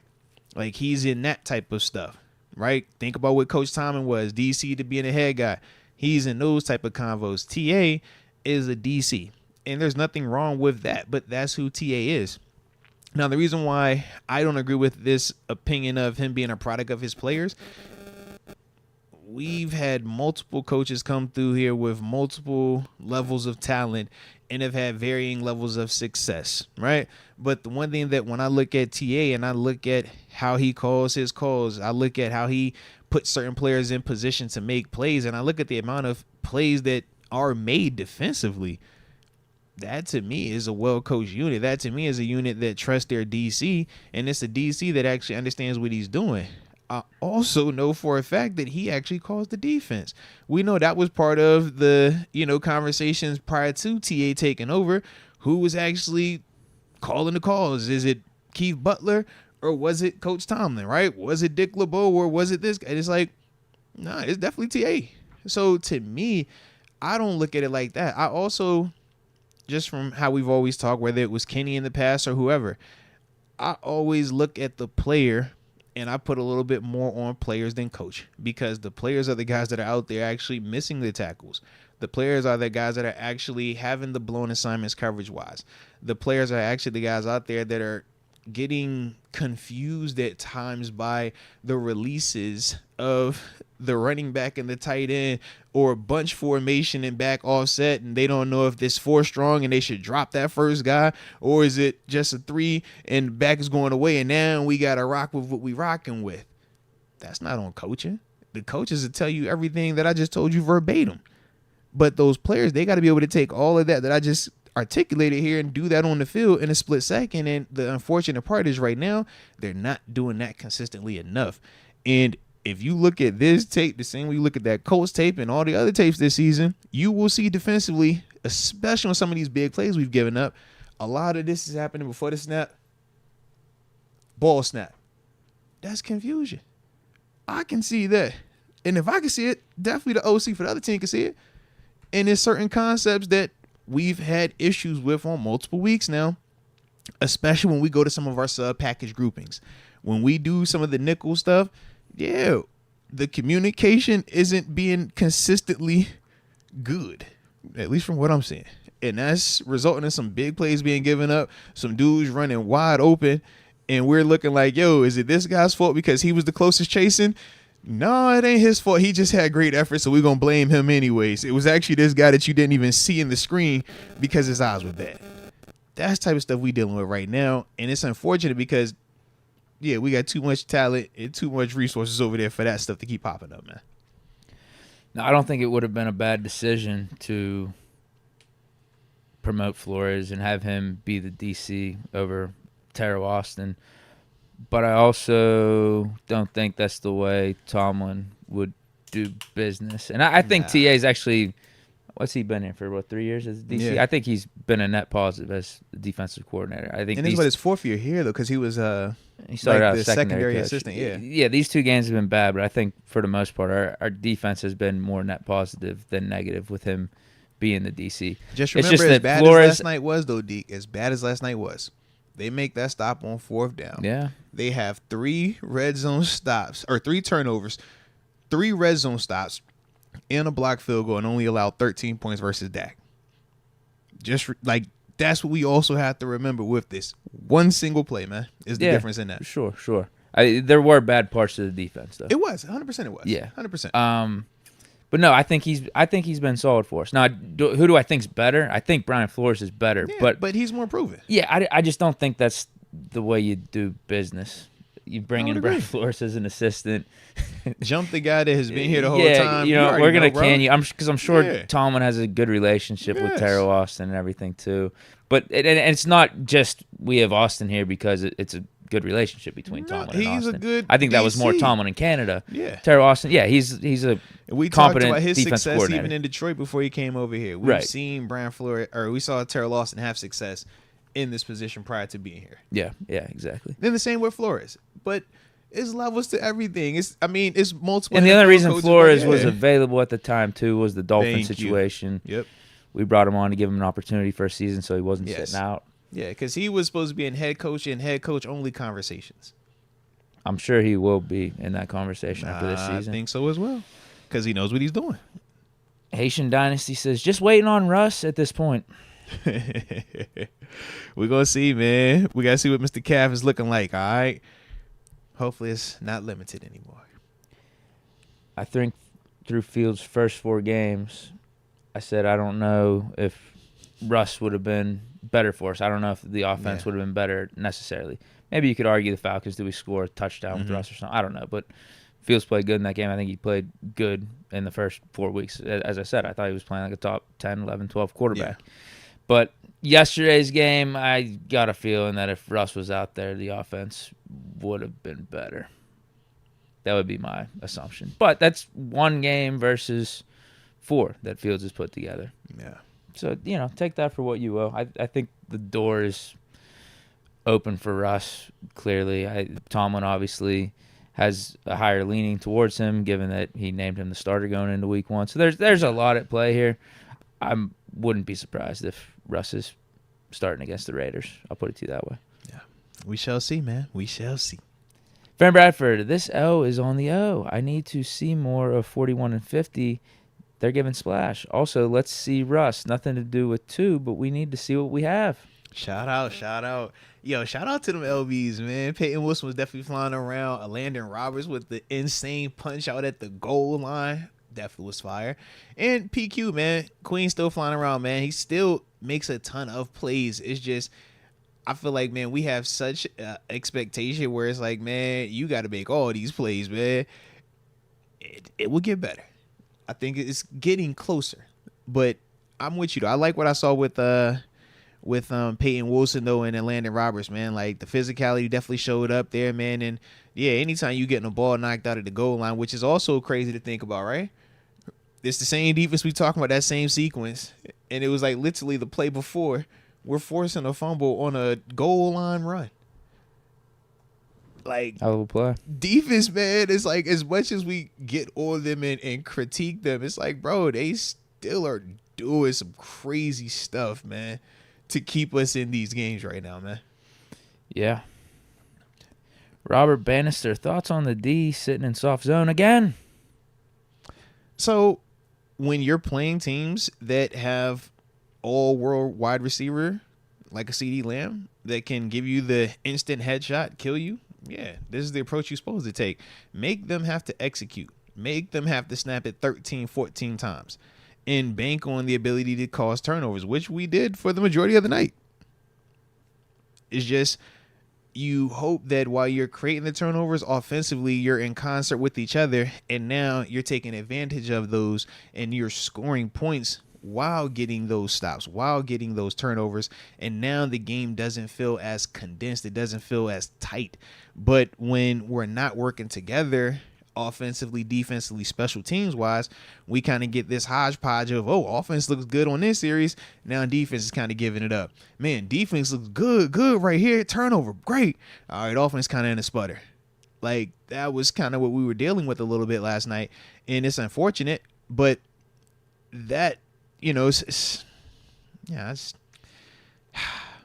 think it's one of them things right now, man. I don't think it was necessarily just this zone concept, though, of, nah, man, we shouldn't run that. I just think that you would rather it be that approach than you watching CeeDee Lamb run up and down the field on you because you're trying to be aggressive and play man-to-man versus that dude. Like, I don't think that's smart business. We did miss one real quick. Let me get my man real quick. T-Star F. Shout out to T-Star F. He says, GP needs to grow the F up. Runs lazy routes, drop passes, sometimes no effort and pouts. I think Mike T tired of it, which is why his snaps were limited. I don't think that's the solution long term. Just continuing to limit his snaps or benching him. I would agree. Someone's got to give here soon. I would agree. We got the trade deadline a month away. It's crazy. We back here talking trade talks with GP, bro. Whew. We also got a game this week, so like GP could flip the narrative. We've done that before. A lot of opportunities here. We're easy to sway. Next month. Hey, look, we're easy to sway. Very much. Easy to sway. Colton Choi Fu. I like that they were getting Najee more involved in the passing game. He caught 14 passes in one game his rookie year, and that one-handed catch in camp. Yeah, no, I'm with you, man. Najee is more than capable of the screen game, the outs, in, stops, spot routes over the football. Like, he can do all of that, and he is a handful to tackle because it's a one-on-one situation in space with him. I just think that we have to have a little bit more intention with that because otherwise you're not going to really look for him. He's not the first guy that comes to your mind when you're thinking about receivers. But if we take the approach, almost what we saw with Ben Roethlisberger, right? His final year, you would see, or I think it was Najee had 70 catches that season. And a lot of that was 7 just knowing that, hey, if it's not there deep, man, I'm going to hit this running back. Because who was here prior to Najee that 7 also had success with? James Conner. James Conner prior to that was L. Bell.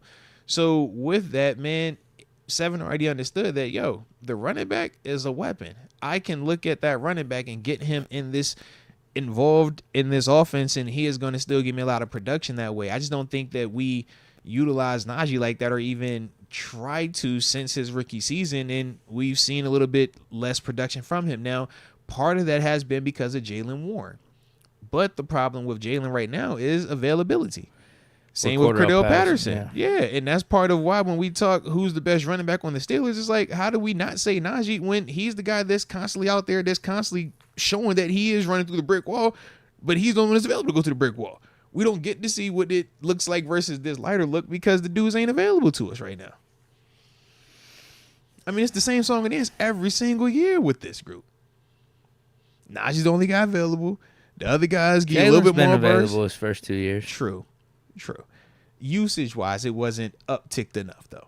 Right. But that was also younger Jalen Warren. When we've been trying to bump up the participation with him, though, we've seen a little bit of the injury stuff right now. Like, I do think Jalen's better than Najee. From the small sample I saw from Cordell Patterson, I think he could be better than Najee, but you're right. I don't have this grand case to say they're definitively better than Najee because they're just not out there. So I guess I got to eat Najee getting the 3.0 yards per carry and just say, all right, I guess since he's out there, he's better. When I look I don't think he is. But like if these guys are healthy, but they're not healthy. I would say those guys are more skilled at being elusive. They're faster and they're better in terms of receiving ability. But in the sense of who's the more powerful runner, who's the more consistent runner, who's the guy that is constantly available to be used, I think Najee's game has proven to at least be more available to you. Whereas with the other two guys, we know even before Cordell got here, even in Atlanta, he's dealt with availability issues. That just hasn't been the case with Najee. Yeah. Najee, yeah. And it's not saying that we're satisfied with it, and that's like the end all be all. We're not saying that either. I think we need Jalen and Cordell back. I would agree as well. But at the same time, I think both things can be true. It's like we need these dudes a whole heck of a lot, but this dude still brings value here. Yeah. When Jalen and Cordell come back, I'm not saying don't give Najee the ball anymore. Yeah. I would like the trio of Me to too. get snaps and see what and they all I think can that's do. when the running game looked the best when we used all three of them. Yeah. Fran Bradford, the Vegas matchup can get out of hand. Crosby versus Jones. Vegas has two good tight ends, and our linebackers have been TA needs to adjust at a faster rate, and players need to detail their work. Have to be better. I would agree. Both sides of it, man. Well, the adjustments. I would say, I think Minka said this already. Simplifying, right?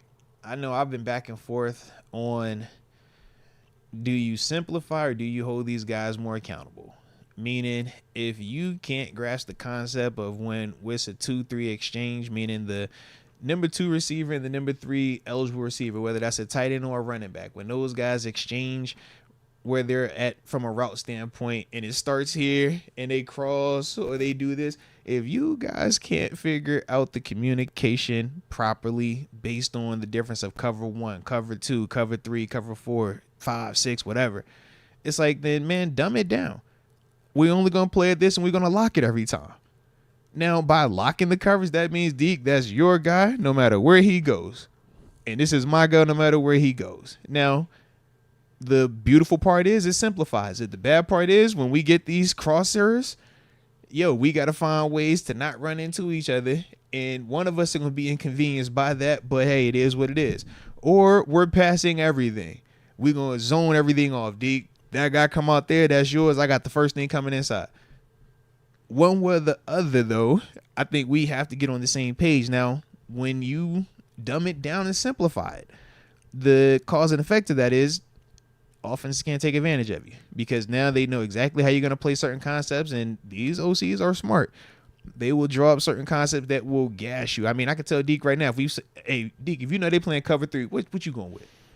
Some farts. You see what I'm saying? Like, so it's certain things where if you just bastardize it across the board, you're going to have some issues with that. But the flip side is what we're doing right now. I don't know if it's because of some of the personnel groupings that we swapped to. We need Cam Sutton back. All right, I'm trying to be nice, man. Chill out. Don't do him like that. Don't do Beanie like that, bro. I'm trying to be nice, man. Because Beanie still plays well at times. But he gets picked apart in coverage. He's had some moments. Yes, he's had some moments. So we're, 4 weeks away from Sutton coming back. I mean, I don't think we make a move or anything. Nah, this is where you look at Beanie and you say, man, look, we got to get in the lab. I love what you're doing versus the run. The tackle for loss versus the... Corey Trice coming back wouldn't hurt either, but I think he's out for another 2 weeks. Yeah. So, once again, you got to look at what you have and say, hey, man, we got to figure out how to get better here. So, let's talk about it. What you're doing well is playing against the run. You're physical. You shoot your gun. You use great hand usage. You're not afraid of contact. That part checked off. Keep doing it. Now, in terms of the coverage part, you got to get in phase faster, or you got to find a way to get more hands and disrupt these guys off the line better. When guys are running off the line free, we saw the big play in terms of the Tampa 2 look where he's the middle runner. The guy just free release. So now, if the throw is good, which it was from Dak, you're never going to stop. That's the Big Ben and Juju route that they was killing folks on, on the back end of Seven's career. It's like, yo, Juju, run up that seam. This linebacker can't stop you. I'm going to drop it over his head every time. So you got to figure out how to combat that, whether it's getting in phase with this guy earlier or you getting that head turned around and try to make a play on this ball. But one of the other, one of these things have to give. You can't keep allowing that to happen because these quarterbacks and these OCs will keep taking advantage of them. And trust me, Vegas, they going to have them circled. They going to say, hey, man, we want to see, has he fixed what was just on tape from this Cowboys game? But you ain't got no help. Hey, man, anybody about to come through that door right now? You got a couple weeks for Cam. Luckily, they're going to have Devante Adams out. Their top receivers are going to be Jacoby Myers. Jacoby's all right, though. Now, Brock Bowers. Jacoby's all right, he's though. Awesome, but we shouldn't be having Beanie Bishop anywhere close to Brock Bowers. Yeah. And then, so here's the thing. After Jacoby Myers, it's Trey Tucker, DJ Turner, Alex Bachman. Which one of those dudes are balling out next week? What's your pick? Guys you never heard of. Who's going to have a career day? DJ, right? You know it's going to be somebody like that, bro. DJ Turner. He's from Pitt? Oh, hey now. Oh, yeah, I know this guy, actually. I think. No, I thought he was a tall receiver. He's only 5'9". Oh, no, he ain't going to be the one there. Nah. I guess he was there for Pickett. Yeah. Okay. Rookie in 2022. Oh, yeah, so he's definitely there then. Brock nice, though, bro. I don't know. I like Brock. He's really good. You like Brock. We like Brock. Brock nice. Yeah, I heard what you said. I was like, oh, I don't put that word in my mouth. I ain't agreeing with that one now. What? When you was like, we handle Brock. I ain't worried about Brock. I said, no, I'm saying don't have Beanie Bishop anywhere close to Brock. I was like, what you mean? I was like, hey, man, I ain't going there with you. Minka or Deshaun Elliott. Yeah. I don't know. You might have to double him. Yeah, because I was like, not Brock. Brock one of the ones. I low-key like Brock. I was like, man. No, it's those no-name receivers I'm worried about now. Man, respect. Jacoby Myers, he'll have like 50 maybe, but then watch out for one of those other guys to go for 7-8 receptions, 100 yards, and a touchdown. DJ hit you with the explosive. You're like, bro, who is this kid? What? I've never heard of this guy before. Obviously, I should have. You went to Pitt. That's funny. Chase Greaves, we need a receiver bad. JP getting less snaps now. We need Adams bad or another receiver that can get separation and proven, not unproven, no more 3 and 4s and outside linebacker. Respect on that. I kind of agree with everything you just said. We got Donovan LaRue saying, I don't know what offense is going to do. GP is not it, honestly. Trade him at this point. We have no other receiving threat. I think the D will be fine. But we need to stop third downs and give the offense a short field.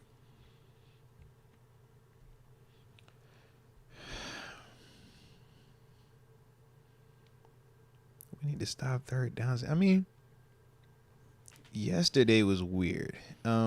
I think Cowboys ended up 9 of 15 on third downs. But a lot of that came on the final couple of drives, man, in the second half. We didn't have a ton of third and long success. They had the one 3rd and 14 that CD had, and I think the next one was a 3rd and 9 on the last drive of the game. Yeah. So they did make stops. They did get off the field at times, but yeah, in terms of the short field part, yeah, that's you want to create the turnover sooner rather than later, and that's a different conversation. Fair enough, but they were still, from my perspective, creating some opportunities for the offense, man, in addition to what they were normally going to get.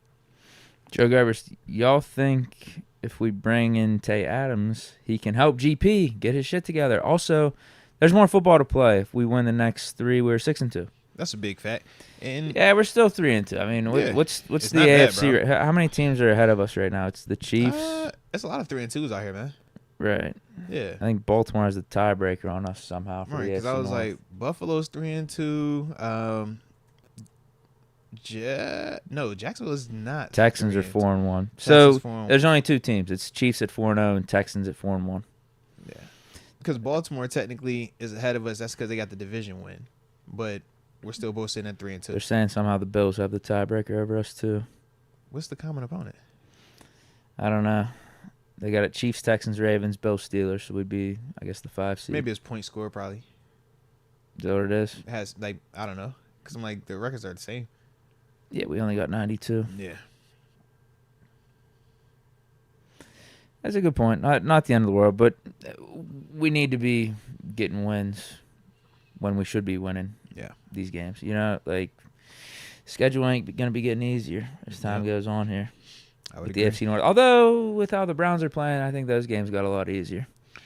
We're going to see because they might switch the quarterback, right. man. If they trade for Flacco back or something. They got James over there too, bro. Yeah, that's true. Browns fans have to be going crazy right now.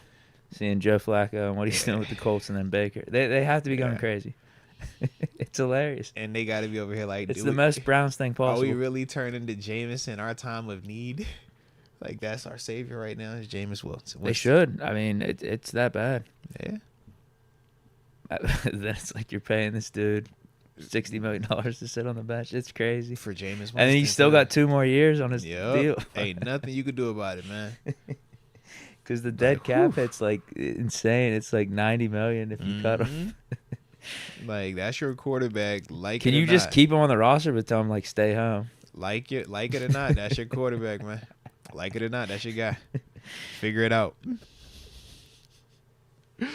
But what about the first part of his question? If Devante comes in here, could he straighten up GP? I think so. Devante is a good dude, man. In terms of my perception of him on and off the field, I think he's definitely a guy that does stuff in the community. I think that would help him out.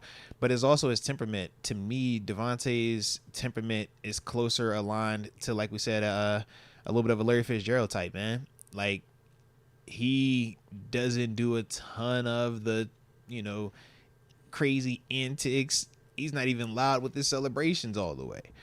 To me, I just think that maybe at this stage, man, his maturity, what he's already been able to accomplish to at this level, would have a GP respecting the heck out of him, but also seeing that, man, this is a kind of a blueprint of how to operate when I am the highest paid receiver in the league or when I am viewed as the best receiver in the league. Because up until Justin Jefferson, came on the scene, it was Devante.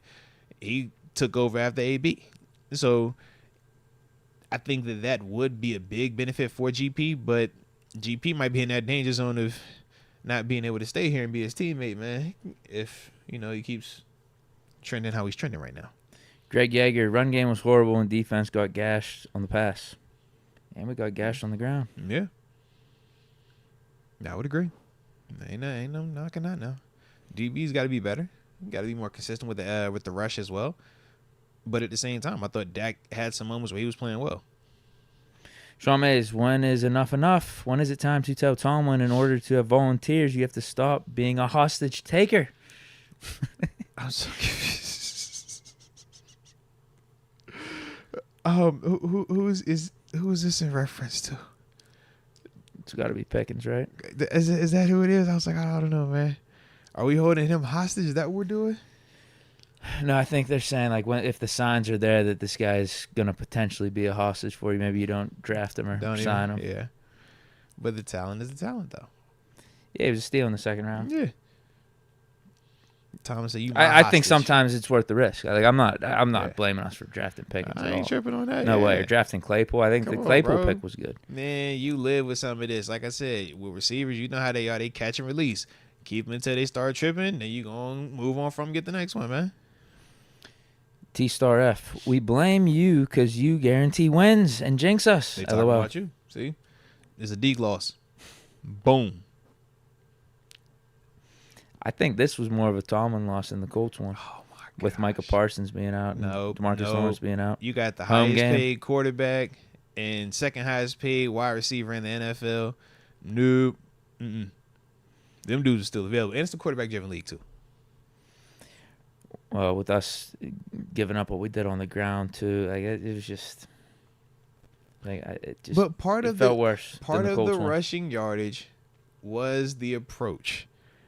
We would much rather Rico be the reason why you guys win than CD Lamb be the reason you guys win. The approach was working. Just didn't close the door. It worked, though, for 4 quarters. It was working. Rex 7 says, money was made this weekend, fellas. Check your DM, Deke. Ooh, okay. Huh. Shout out. I wonder what he was betting on. I was going to say, because it couldn't have been me. I got my head beat. Bet on Pitt money line, I guess? Yeah. I think the only thing I got right was the UFC fight, Alex Pereira. I got that one right. But you won't go win no money on it because he was too much of a favorite. Okay. But that's about the only thing I got right this weekend. Donovan LaRue says, that shit on GP's eye black was my last straw. Hey, shout out to Donovan LaRue, too, man. You was rocking with me last night, too, man. So salute you. Definitely appreciate you being here today. Yeah. He wigged out a little bit with that. I was like, yo, what do you... If you're going to do that, catch the ball. This is also true. And don't run lazy routes. I didn't know what was going on because I saw Diggs had that on in the Texans game, too. He had, like, the eye black with the lighting on. I'm like, bro, when y'all really just don't care today? Yeah. So I was a little bit surprised. Man. I think that Diggs did that for the matchup. It said free Chap. I don't know who Chap was. Yeah.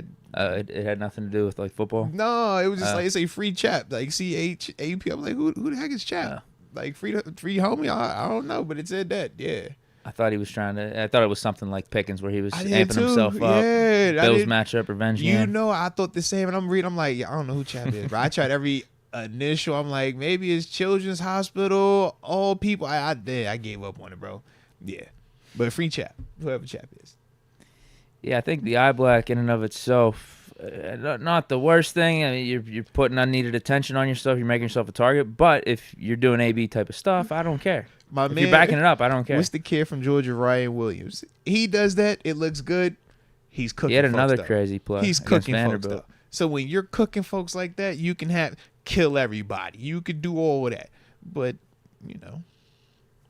just got to be more consistent with it, man. If y'all digging how we rocking out today, though, hit that like button one time for the culture and subscribe if you are new to the channel. You the Cowboys nickelback, I don't know, what was his name, Lewis or something? Mm-hmm.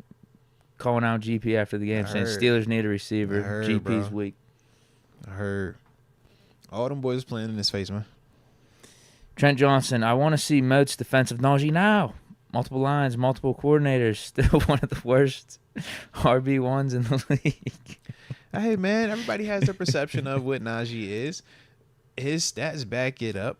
So that's how I look at it, man. And if we're concluding who he is off of, where we're at right now after 5 games, I think that that's a incomplete and unfair assessment. But you look at what he's done in 3 complete seasons, and I think his numbers and body of work would reflect that he is actually not, one of the worst RB1s in the league. But everybody has their personal preference on that, so no issues right there, Trent. But shout out to you, though, baby. James Gitka. Moats, just out of curiosity, as a player, can a rain delay like we had yesterday mess with your head? I mean, sitting in the locker room, just waiting and thinking, just seeking comfort. Actually, you're not seeking comfort, man. Those ones are easier when it's before the game because you're just warming up. So you haven't really gotten to a full rhythm just yet. You haven't hit anybody all the way. So I think if anything, the inconvenience of it is just, I know for me, I was a IV guy, 2 IV guy. So I would get an IV before the game and I would get an IV at halftime because of I sweat a ton and I would get dehydrated and cramp up. So for me, with lightning delays, it was more so you thinking about, we good or do we need to do some more hydration stuff to account for how long this delay is going to be? When it happens in the flow of the game, though, like we seen, what was that, West Virginia Penn State earlier in the year, where it was like middle of the game lightning delay. When it's like that, that's different. Now you in there talking strategy. You treat it almost like an extra halftime. Yeah, you in there like, pull up every clip of whatever just happened. We need to see all this. We gonna talk this through. And when I get back out there, that ain't happening no more. But yeah, you don't really, seek comfort per se. Shoot, before the game, man, you might be sending texts to your peoples. Hey, man, what y'all up to, bro? Man, I'm just chilling right now, bro. I can't get back into killer mode just yet because I don't know how long I gotta wait. And you don't want to be in killer mode for the whole hour 20 either. So, yeah. Phantom TV, forget Devante Adams. It's time for a Crosby trade. Ooh, Crosby said he got it tatted on him. He ain't leaving. Yeah, if Highsmith and Herbig stay healthy, we don't need Crosby at all. Yeah. Brent Frocks, real Steelers supporters equals realistic expectations. Talk your talk. Super Bowl. We got AJ Martinez saying Tua is getting beat down. He needs a QB coach. I mean, he has a QB coach. I think the thing with Tua is he's just young. Young in the sense of he's not a 10-year vet. He hasn't been doing this for, double-digit seasons at the highest level. So you're seeing some of the growing pains of him being in a new system. He's also growing in his confidence, but you still see some of the progression not being linear. This is just a part of the NFL life. And unfortunately for Justin, he's playing that quarterback spot, so it's always going to be extra attention on him in terms of how we view him and evaluate him. But he's getting better. I would say he's better this year than he was any of the stuff we saw in Chicago. Fields, yeah. I think overall, even though yesterday was a little bit of a step back, it's been positive. I think he's still been playing good. That's how I feel, man. We got a would-be game-winning drive out of him. I know it was that's ugly. It was a little up and down. It was a little erratic Yeah. throughout the game, but push comes to shove. We're up 17-13. We had the lead, bro. Yeah. You're expecting the defense to make a stop on that. Yeah. I got to read this take. Uh-oh. Josh Rodkey says, call up the Jets. This might be a running back solution here. If Jalen Warren and Jalen Warren and Patterson don't get right. He says Izzy is like their fourth running back right now. That could work. I'd take him over Shampling and Ward. What about your boy Edwards? Where he at? I don't know. Yeah, I don't know why he's not out there. Yeah, we got to find Edwards, man. If anything, I think we should have given Ward some more snaps yesterday. I could have seen provided a little bit of a spark. Yeah, that one nice run. It was like 6 yards. I think the big concern with anybody not named Najee is ball security, though. Fair. Everybody looks good until that ball hits that ground once. And now but then why are we on 3rd and 8 in the first series giving a halfback toss to Shampling? And that's fair. That's like, come on, That is bro. fair. Come on, That is fair. But part of that is that, though, man. It's like, yeah, we're not living in our fears, but we're not going to be reckless. He'll hit you with that. Yeah. We're not living in our fears, but we're not about to just be reckless out here. All right? We're not doing that. Fiendish Fantasy Productions. That's Aloha from Hawaii, fellas. Seems like when Herbig went out, something about the vibe changed. Yeah. Fields, it's like he still has PTSD from his time in Chicago being indecisive with his reads. That's real. Whether it's PTSD or just young player learning to process coverages pre-snap to post-snap. All of that could be at play. And yes, when Herbig went down, we lost the book into our pass rush. He was complimenting TJ Watt extremely well, providing pressure on the other side of the field, man. And when you lose that, now your rush becomes very lopsided.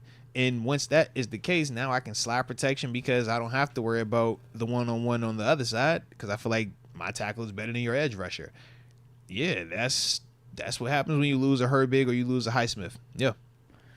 Delusional Steeler fan, how many freaking years is this offense going to look slow and incompetent? Something needs to change. We've tried different quarterbacks, coaches. What else? So don't look at it as the quarterbacks and coaches being the big thing. I think of it more as like the philosophy until we have the proven guy at quarterback. Coach Tomlin's approach is always going to be, let me find the way to minimize the exposure for negativity, choke you out, win it with my defense. That's just his mentality. We've talked about the different styles of coaches and the mindsets they have and pros and cons to all of that, but that's just who he is. So I think as long as he is here, you're going to have a defensive first mindset. Whereas if you look at Mike McCarthy, his approach is offense first. You talk about McVay, it's offense first. Andy Reid is offense first. But there are coaches that have had success with the defense first mentality, and that's just how he operates here. I don't think of that as one more productive than the other because we've clearly seen he wins a ton of games. So we know that his approach works, but this is some of the frustrations that come with this approach, though. Yeah, I don't know. I think 2 weeks ago, I mean, even just last week, I wouldn't be really complaining about the offense like that. Yeah. Fields put up all those touchdowns the second half. He had 300 yards. This 50 is when touchdowns. you lose. When you lose, everybody, gotta go a little bit more with it. Bro, I ain't even realize it's 5:50, bro. We've been in here jamming. All right. We got to speed it up here. Just get a little bit, because we got a rack of these things still remaining. Yeah, I didn't like how the offense was yesterday, though. Yeah, it was like we reverted back to some Canada shit. Yeah, that's fair. AJ Martinez says, we've been building an offense since the Killer Bees. Well, we went from having 3 of the greatest in the world to now we have guys. And some of the guys we try to talk about or promote as if they are the greatest in the world, but they haven't proven that they're the greatest in the world just yet. But when you have Ben Roethlisberger, Le'Veon Bell, and Antonio Brown during that time frame, those are the 3 best players, right? Or arguably the 3 best players at their position in the world. That's, yeah. Until you can get that again, you always going to be chasing that, man. Haitian Dynasty 14 was happy the last 4 games of last year. Having a quarterback that can be consistent is a moral boost for a receiver. And an inconsistent quarterback has the opposite effect. Yeah, that's fair. Just the week prior, Pickens had, 100-some yards. And he dropped a touchdown pass. His stats could have been better. Like, come on, bro. Yep. And that's my thing. I'm like, we can't make the cop-out excuse for him either, because that is how you enable it in terms of what we've been seeing. Like, it shouldn't even be a part of the conversation. But if it is, dude, you just had a great game last week. It Fields was targeting you a ton. Right. And, in fact, you dropped a touchdown. And if that was lasered in there. And if your participation and your engagement with this team is going to be fluctuating based off of your targets and participation in the game, it's like, bro, do I really want to deal with that on a week-to-week basis? Does it all of a sudden become better because Russ is in there? You see what I mean? We got 4 games of it with Mason. Mm-hmm. What happened? What would have happened if Mason was the starter from week 1 and we got to see does he have half to feed a season? Does he have to feed you every single game? If not, we got to deal with this. Like, that's the way the conversation start to shift. Even I don't think that that's necessarily the case. It's just like your actions, though. You don't give people a lot of wiggle room with it. No, yeah. In fact, I do think it wouldn't change with Russ, or if Mason was the long-term quarterback last year, something would have popped up, because that's what we're seeing with Pickens. Like, the surroundings are changing, but his antics are staying the same. Constant, yeah. AJ Martinez, we have been the same since our last ring. It is, or is it? No, that's facts. Chasing it, I guess. Chasing that next one. Is this the last one? Yeah. I mean, those Killer B teams are definitely different than what we got going now. I would like to think that, too. Like, in terms of our team style. I would like to think that. And, like, how close or how legitimate I would like to think that. We are as contenders has fluctuated a little bit. They said it was some playoff wins, some AFC championship appearance. There's just some stuff going on. AJ Martinez says, continued Coach T every year. We're staying the same. Okay. Let's let the season play out. Yeah. That's all I'm going to say to that type of stuff. After yesterday, it is frustrating, but we are still 3-2. Mm-hmm. And just before yesterday's game, things were looking up for the offense. Mm-hmm. Maybe not necessarily the defense, but just as a team, with Arthur Smith being here, I think things were looking more positively. I would agree. Yesterday wasn't good. It wasn't, but we're still 3-2. I would agree. 828 style.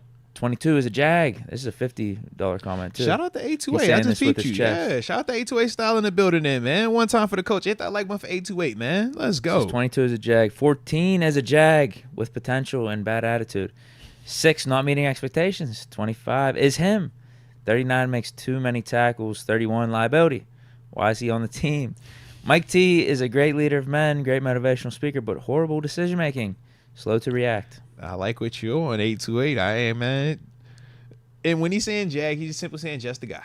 Okay, he's not trying to slander these individuals. Okay, and that's fair. I'm not tripping on that because their production has reflected that. Until you prove that you're more than that, 1,000 yards rushing, it is a respectable feat at this level, but that doesn't mean that you're an elite running back, and I would agree with that.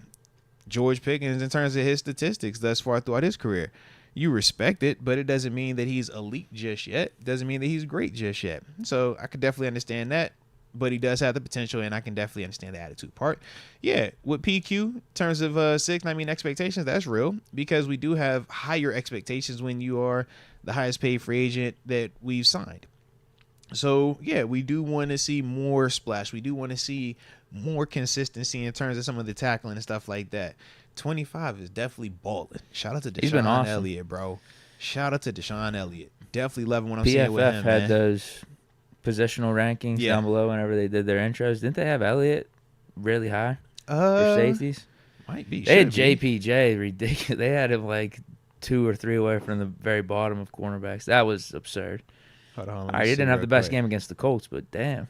So, all right. So, yeah, they have Deshaun Elliott rated the 8th safety out of 80. I think it was even higher. Minka Fitzpatrick. Oh, because this is current. Minka Fitzpatrick is rated 12th out of 80. JPJ is rated 81st out of 101 cornerbacks. Dante Jackson's 86 out of 101 cornerbacks. Are they just grading the Colts game with extreme weight? Oh, man. I'm trying to, because, yeah, he's like, of all these guys, Patrick Queen is 66 out of 79 inside linebackers. Landon Roberts is 8th out of 79 inside linebackers. Now, we know participation plays a part of that. Nick Herbig is the 5th rated inside line, or 5th rated outside or edge rusher out of 112 guys. TJ Watt's the 2nd rated out of 112 guys. Cam's the 1st rated interior D lineman. I saw that. Out of 123 guys. Keanu Benton is the 30th ranked out of 123 guys. And then you have Larry Ogunjobi at 80th out of 123 guys. Offensively, they got Justin Fields 12th out of 36 quarterbacks. Yeah, I saw that. I think they had him at 10 or 11 yesterday. So that didn't bump him down too much. Yeah, Najee's 32 out of 61 running backs. Move 24 out of 72 tight ends. GP is 28 out of 121 wide receivers. Calvin Austin, 72 out of 121 wide receivers. Van Jefferson, 109 out of 121 wide receivers. That's not good. I would agree. Dan Moore, 18th out of 78 tackles. Broderick Jones, 73rd out of 78 tackles. Oh, man. Spencer Anderson, 64 out of 70 guards. Zach Frazier, 4 out of 35 centers. Yep. And they don't have a ranking on Seymour since he obviously had just came back. So hopefully they're not too harsh on him for chill. Don't it was a couple bad plays. All right, it's a couple bad plays. So, welcome back, baby. Welcome back, Seymour. Welcome back. Yep, we missed you. Your boy Dev says wide receivers can't go by 2-letter initials. Ooh. AB, GP, TO, BA. I see what you mean. I ain't hating that. We're throwing Ayuk into that mix? Yes. BA. Yeah. Throw him out there. He's a diva now. He had a That's good game. Put him in. It looks like he's back on track. Nah, we'll see. Yeah, keep it going. AJ Martinez, coaches befriends the players. In season, I'm sorry. no bueno. Shout to Country with League 48. My man see Isaac got ran over one play. So everybody see that joke. It was like, dang. You all right, Isaac. Don't even trip. We ain't even tripping on that one, bro. You be all right. We ain't even see it. Yo. All right, I'm back. Jeez. You said Agent Martinez said coaches. Yeah, he said he doesn't like coaches being friendly to players. I mean, teach their own. You know, just think you have to adapt with the times. It's hard to talk crazy to a dude that's worth $10 to $20 million. That's at any level. You see how these NILs is playing, right? You can be Nick Saban all you want until that kid is worth $5 million and he's looking at you like, who are you talking to? That's that whole approach, man. That's partially why the Belichick approach doesn't work unless you have a Tom Brady. When Tom Brady's with you, you can do what you do. When you got the players in place, you get away with a lot more stuff, man. When you don't have those players in place, that old school, I'm going to be super tough on these guys. Nah, man, these young kids ain't going for that no more, man. You imagine, just GP isn't paid just yet. But case point with GP. He's a year away from getting that type of money from somebody around the league because somebody's going to pay him or potentially pay him. And now what coach is going to be hollering at that?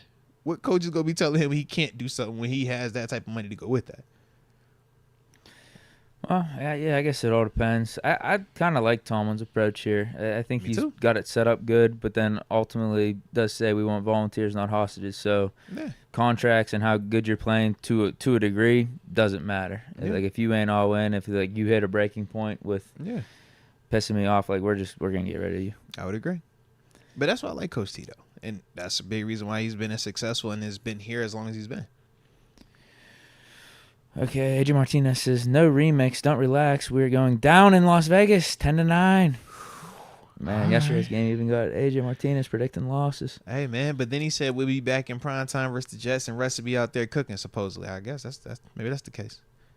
We ain't show Sierra on the camera. That's what was going on, too, bro. We showed all the other celebrities. We ain't show Sierra. There?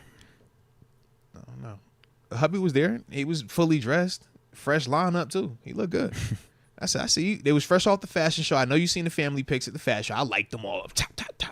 You know that. So, she might have been. Yeah.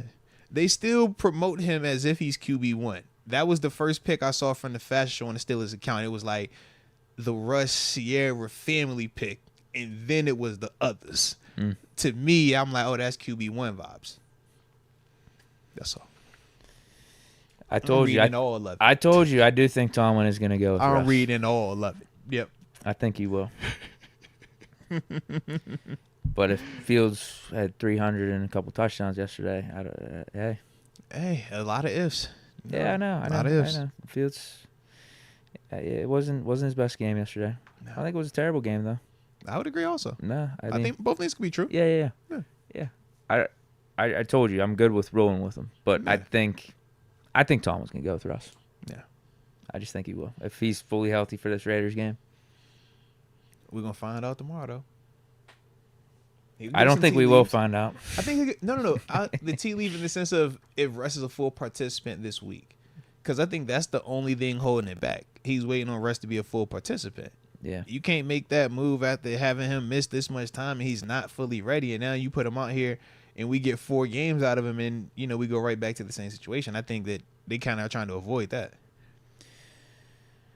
Maximus, if we trade GP, what would he go for? First and a second? Actually, maybe that's why Tomlin's limiting his snaps. So there's less lazy routes on tape, and his trade value doesn't tank it even worse. That might be the case, actually. Man. Because I don't think a first or a second at this point. Yeah, I was going to say, you might get a third. Because the team we're going to fleece is Chicago. We already done fleeced them a couple times. So I don't know if they're going I'll for that. I'll trade them for DJ Moore. Pickens for DJ Moore. Man, I heard somebody say send him to Carolina and get Deontay back. I was like, man, that's where we at now? They was like, yo, send him to Carolina. We'll take DJ. He's like, DJ, grateful to be back. Was like, oh, dang. I don't know about anymore with Dalton feeding him. I was going to say, Dalton giving them all the action, man. But yeah, I definitely saw that. It was like, yo, we need to go switch him back out. Get him, bring him back, send him to Carolina. Yeah. I'm good on that. The Steeler Nation says, or asks, what's happening with Roman Wilson? I'm just young. Coach T isn't ready to put him out there just yet. Probably based off at this point. Well, I think that's fair too, but just based off of how he's probably seeing him in practice, man, wanting to make sure cardio-wise he's up to date, understanding schematically what we are doing, and probably any of the hots, from a blitz pickup, understanding where he's supposed to be with the hot routes to communicate that to a Justin Fields or Russ. Because all it takes is the miscommunication, and now our quarterback is looking to him, and the routes aren't married. That type of stuff keeps young receivers off the field. So part of that could be at play because he did miss a lot of time. I mean, training camp, essentially all of it. So now you're just talking about a guy trying to hop on a move and train, so to speak, while being a younger player. Versus dudes that are professional in the sense of have done it longer. Van Jefferson, Calvin Austin, Scotty Miller, GP. All these dudes have been in the league for multiple years now. So part of that is at play. But at the same time, Roman Wilson is very talented. We drafted him for a reason. He is going to see the field. Yeah, it's time for a shake-up. Get him out there. Yeah, he's going to see the field. And honestly, the way GP's acting, this could stimulate or promote that happening faster too. Oh, God. I mean, if we're taking GP out and it's Roman Wilson, Scotty Miller, and we got the little guy tag, man. Let the little guys go, man. Little guy tag, bro. we call it Young Money. It's new version of Young Money, man. Come on, man. Yeah, I don't know how little receivers taking over, man. Let the little receivers get back on, man. I guess the Patriots pulled it off. Yeah, let little receivers eat. They had their 2 tight ends, and they had like Edelman and all little guys. Hogan, although Hogan was somewhat of a deep threat. Yeah, Hogan had a little size on him too. We need Jalen Warren and Cordell Patterson back for that, though, too. Yeah, I feel like we need some guys coming out of the backfield. Yes. AJ Martinez, we are a soap opera. Who polices the team? Free TJ. There it is. But it's the best soap opera ever, man. Nothing like NFL football. A2A Style says, watching the Steelers play is like watching reruns of TV shows. I know what's going to happen every time. I literally told wifey the last 3 drives outcome. I mean, there's no way you predicted Dak having a game-winning drive. Yeah, I'm about to say I would need to see that on video, man. Because the way Dak was playing at times in that red zone, Deke, it was a lot of people back home. Ooh, the way this phone was buzzing last night, Deke, ooh, they was not the most fond of Dak up until that last drive. Then all of a sudden, the whole text thread changed. I'm like, wow, this what we doing now? Now all of a sudden, Dak is that. That's crazy, bro. It took him to 4th down, but this is what we on now. Now I told you that's why you pay him 6. I'm like, what? That's why you pay him 6? Like, come on, man. Yeah, Deke, tell you, bro. It's crazy. This crazy. Well, even with them doing that last night, it's cool, whatever. But it's almost like Kirk Cousins. Let's see what you do in the playoffs. That's still the final verdict on whether or not you're worth the money you're getting paid. Mm-hmm. That was A2S Style. AJ Martinez says 39 plays better with Edmonds. Special teamer? Well, yeah, Edmonds is a gunner right now, man. Yeah, I be seeing him out there. He be flying out. I do see that. Yeah, I keep wondering who gunner, 38 is. Yeah.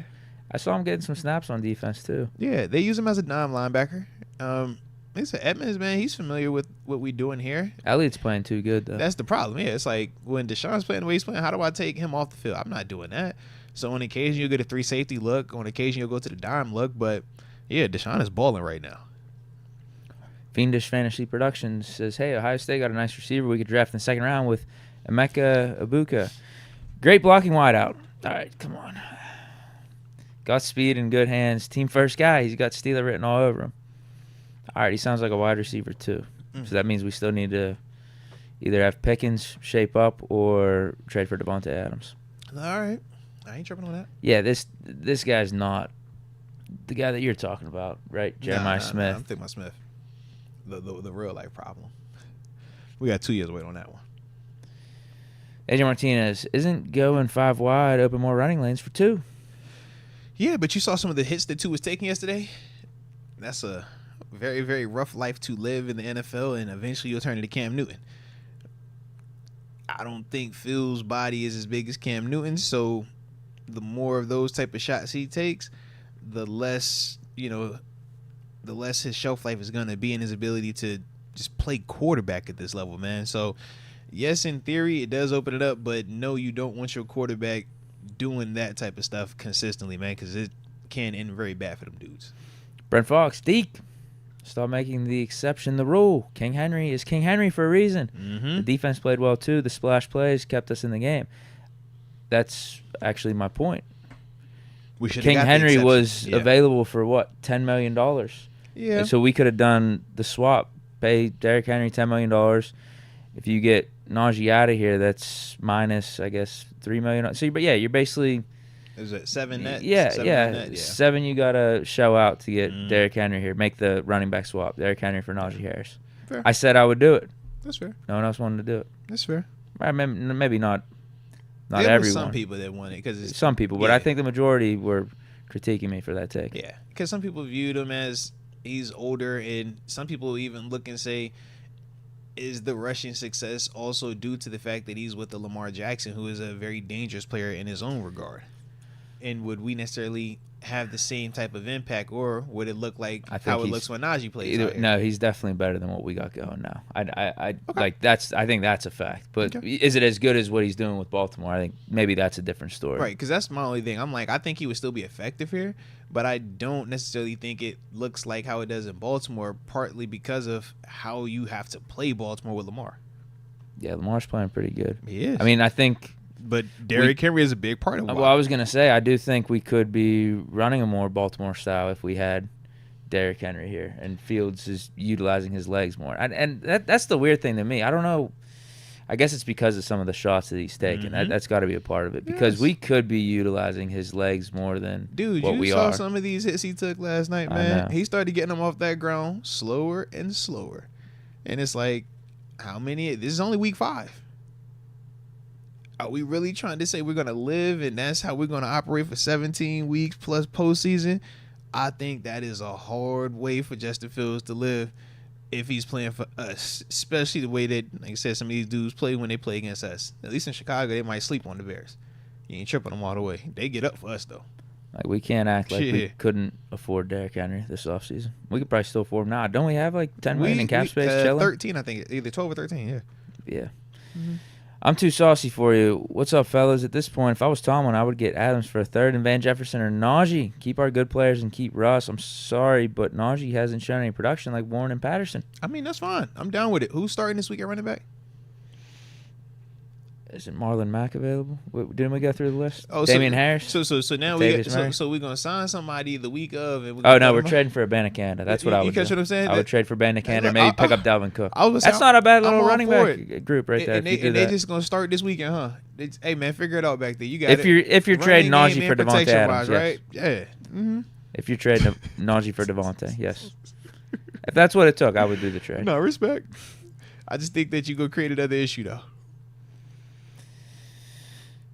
I think we can manage it. I'd rather manage that one than the wide receiver issue right now. With Dalvin Cook, Izzy, and then praying for Jalen Warren and Cordell Patterson to get back. Those four, I could deal with that. Respect. Skydiving Hack, 2 losses in a row, and what's the constant? No running game. How does this offense become efficient when you're not able to establish the run? Well, it's hard to establish the run when there is not a lot of receiving threats on the football field.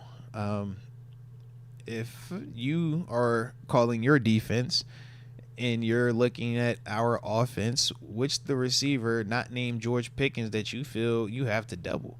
It's teams that don't even feel like they have to double GP at times. So who's the reason that I should keep my safety out the box? Answer that first, and then we can get to the why the running game is or is not successful. Until we show ample reasons to make safeties play too high, like how we had to play against the Cowboys, that's what you're going to get. That's just how smart defensive people look at the way that we operating right now. We can make it about Najee all we want, but I don't care which running back you put out there right now.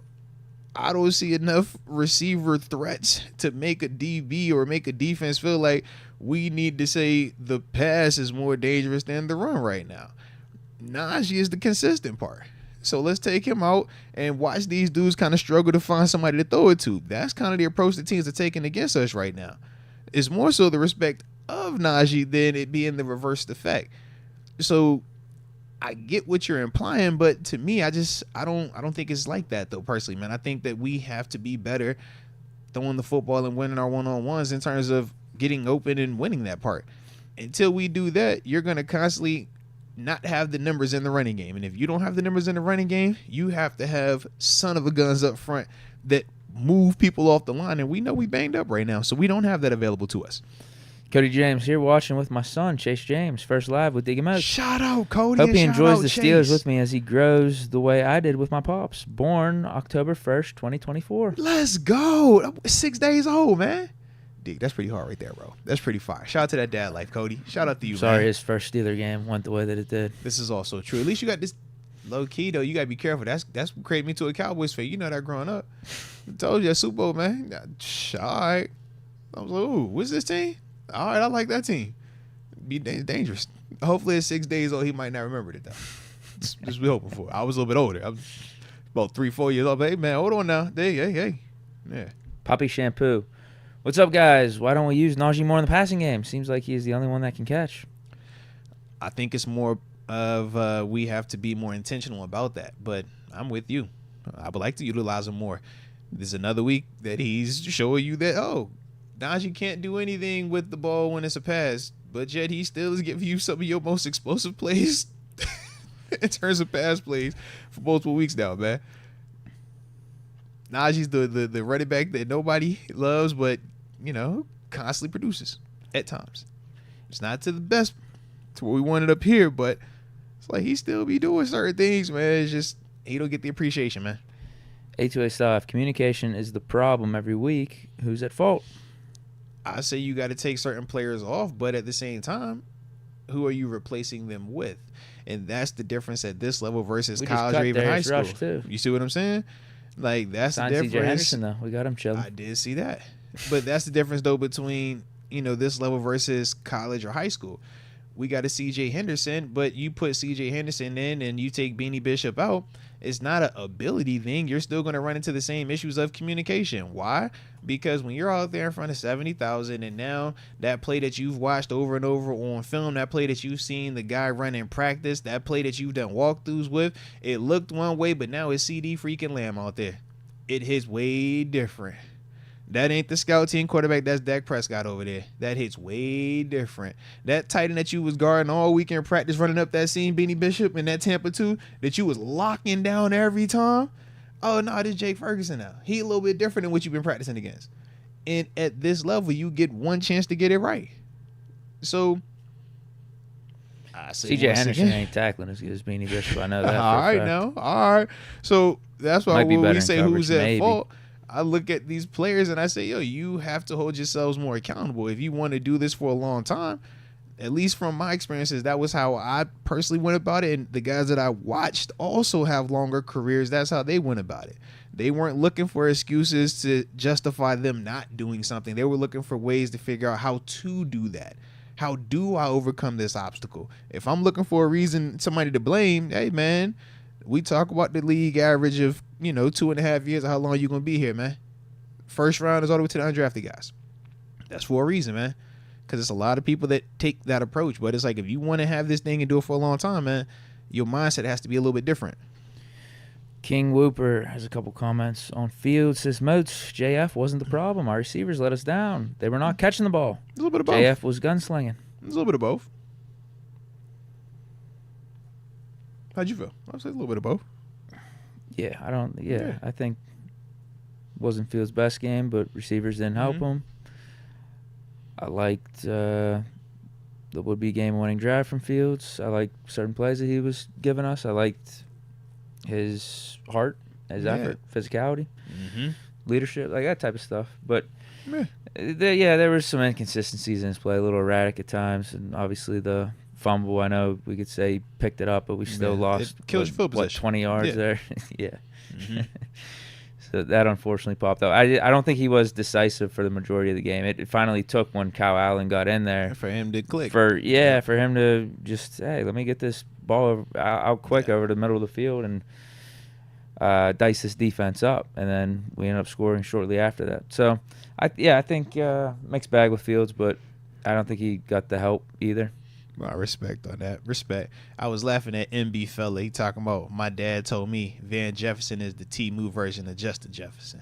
It's like, bro, why y'all go? What Van done to y'all, man? Van be out here just trying. That might be too much of a compliment. That's crazy. Yo, why you team? Come on, man. Don't do it like that, man. Don't do Van like that, man. Van be out here doing what he's supposed to do, man. All right. I mean, Fields threw that dime. Chill Down the sideline. You gotta chill, right, man. You gotta chill, man. It low key did hit him in there. That was one of them. I mean, there was probably five. There was probably five passes from Fields. That was low key crazy. I was like, yo, you really? That's the money. Yeah. It was a couple money plays that they got left out there, man. The third down to Pickens was just crazy. Yeah. It's such an easy passing catch. Routine, man. It was third and like 3. He was wide open. Make the routine plays. 1G, how about it? Justin wrestled back his fumble. No, facts. He goaded for that, man. The dude will go get it. He got that dog in him. You know what? Yeah, that is true. It did look like the Cowboys had it He easily. got that dog. I would say him and Dak. Shout out, because both of them boys really laid it on the line to go get one of them fumbles for both of them dudes, man. So salute the quarterbacks willing to put their face in the fan, man. Bear Pod, Santonio should have led a locker room yoga session on the delay. Shout out to Toe Time. Shout out to the yoga heads out there, man. Yeah, we needed some incense in there or something, man. Well, and maybe have the Santonio podcast playing that he did with us where he was talking about what it means to be a Steeler receiver, having that on full blast while you guys are doing yoga. Ooh, okay. That would have been good. Okay. A2A style, was Derrick Henry the real reason for Arthur Smith's success? It's a part of it. Like you said, all coaches are great when they have great players, but you've heard me say that countless times as well. That's why I didn't really follow the narrative of this Matt Canada fire pitchfork. Is like, yo, Matt Canada look great if he has this player with him. Matt Canada's gonna look bad if he doesn't have this type of player with him. Have you seen Nathaniel Hackett without Aaron Rodgers? Right? You need great players, man. You need players to help you out. Some of these dudes, man, they're wizards, right? But as a whole, the personnel is always going to matter way more than whatever great scheme you draw up, man, because that scheme isn't accounting for this dude running past you or running over you, man. I think it was a perfect match in Tennessee between the two. I think it was too. I think that's why Tannehill played well also. Tam Beckley, is it possible Adams could be traded before we play them? If not, does 14 go out there and be like, I'm number one, not Adams? Ooh. I wouldn't hate it, but I don't think that's on Devontae's Pickens' mind. again, I don't think that's on Pickens' mind right now. Yeah, Pickens, he got some other stuff on his mind right now, man. King Whooper, they not having Russ pull the ball and QB run, keep Fields in at quarterback. Fields gets us the 4 and short conversions.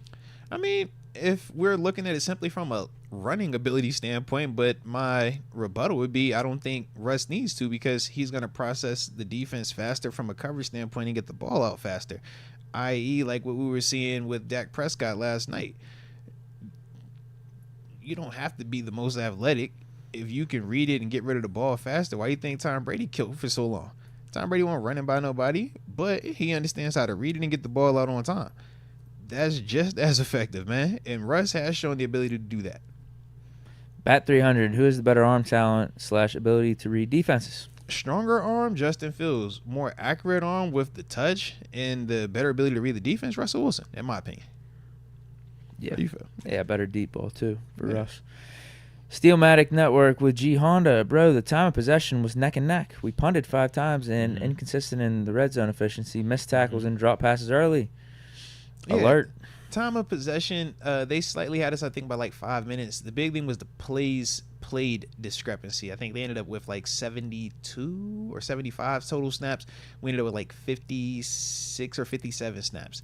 That's more of the discrepancy, man, in terms of just not staying on the field long enough. And the big indicators are third downs.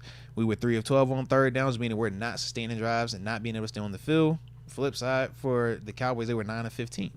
So they had just a higher clip of success, and they stayed on the field a little bit longer with that. Handycart Mexican says, you have 3 turnovers, and the O did nothing with them. That's part of my support of the Steelers defense when we're hearing the criticism towards them. I'm like, yo, we gave you the ball a couple times, kept points off the board. If you punch 2 of them in, what are we talking about? It's going to feel very differently. Did we on any of them? I think directly after? Good call. I don't know if it was directly after. I feel like we did after the JP pick. I could be wrong. Because that was the one around midfield. Yeah, I think we scored on that one. That was the Connor Hayward touchdown. Yeah, I could be wrong. I think we probably scored at least on one of them. Yeah. After we got the turnover. Because I would say, so they say, it was the Porter. Because I was like, well, I don't think we got, a field goal on the block field goal. What was it? Yeah, I don't remember the other one. Yeah. I can't remember. I'm just assuming. Yeah. Because there were, 3 with the sack, the 2 picks. Yeah, sack, and then 2 picks. Block. We had to have scored on one of them directly after. That's all I'm saying. I'm just doing the numbers. I want to say it was the JPJ because that was when we had the best field position following it. 828 South says, our receivers need to stop using Diddy's baby oil. Oh, God, dog. Come on, 828. Don't do him like that. Jeez. Bernard Hewlett. I wish they would let Fields audible. Looks like we were running directly into run blitzes. Yeah, I think he's said that he's not allowed to audible out of certain calls just yet. I mean, we can all have our opinions on it. I get what coach is trying to do, though. It's I'm not going to allow you to crash the car completely. I'm going to continue to give you more ability and freedom in it, like we saw in that Colts game. But as a whole, they're not going to allow Fields to just kind of go completely Chicago. And I don't hate that mindset, but I can definitely understand where it might frustrate people also when it does look at times like we're kind of handicapped or handcuffing ourselves at times. Adrian Martinez, Najee had blocking at Alabama. This is true. I mean, all them boys in Bama, we going first round. Pierre Coffey, GP has now fumbled against the Bills in the playoffs. That is true. I forgot about that one. I thought that was an incomplete pass. That was a bad matchup. I thought that was an incomplete pass. It is a bad matchup. Fumbled versus the Colts in the red zone. Also quit in the fourth quarter with routes against the Cowboys. Was called out by Muth and Jalen Warren. Is this worth all the good? Oh, I missed Muth and Jalen Warren calling him out. I missed that. Well, I think he's referring to Muth saying that even though Muth doesn't get the targets, he still works his out, like almost like indirectly. He didn't what you mean. necessarily call him out, but remember Jalen Warren did say last year that I had a block for him. Yeah. Good call. Is he worth all that? It's becoming less and less the case. I'll say that. Right. David McLeod, the offense was the problem. Defense gave us 3 turnovers. I don't hate that. I just don't think it's as simple as that. Defensively, they could have been better. Defensively, they could have bowled up a little bit sooner, so that way, field position-wise, you're not starting so many drives backed up. But, yes, I could also agree that from a professional standpoint, if we're giving you the ball 3 more times via turnovers, you do want to see, 2 of the 3 at least, resulting in touchdowns, points. Tons of fun. I understand the injuries and many of the offensive line is young, but how can we fix the O-line? It's a combination. I think you can fix it, number one, with completing some of the routine plays when we're trying to throw the football. That will give you a better feel because, number one, you'll be sustaining some drives. That allows some of these D linemen to get fatigued. When they're having to be out there for 10-plus plays on a drive, they're going to have to rotate. Once they rotate, you're not having to block the best guy anymore. And the best guy isn't the best guy anymore after 3, 4, 5, 6 plays of a drive. How many times have we watched TJ Watt the first 2 plays of a series versus when he get to play 7, play 8, and it's like, yo, he got to rotate out for a little bit.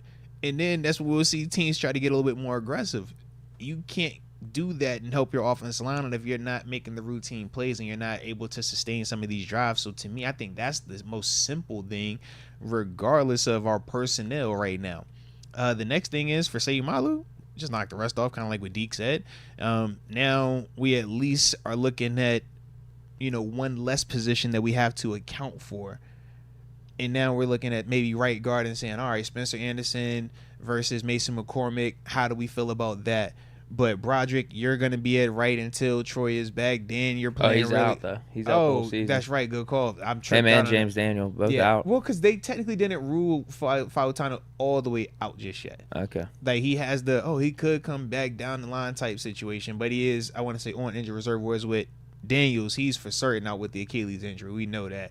So that's kind of what I was saying with that. But we at least have everything in place, though, outside of what we want to do. Yeah, and then just stay healthy and hope everyone can gel. Yeah.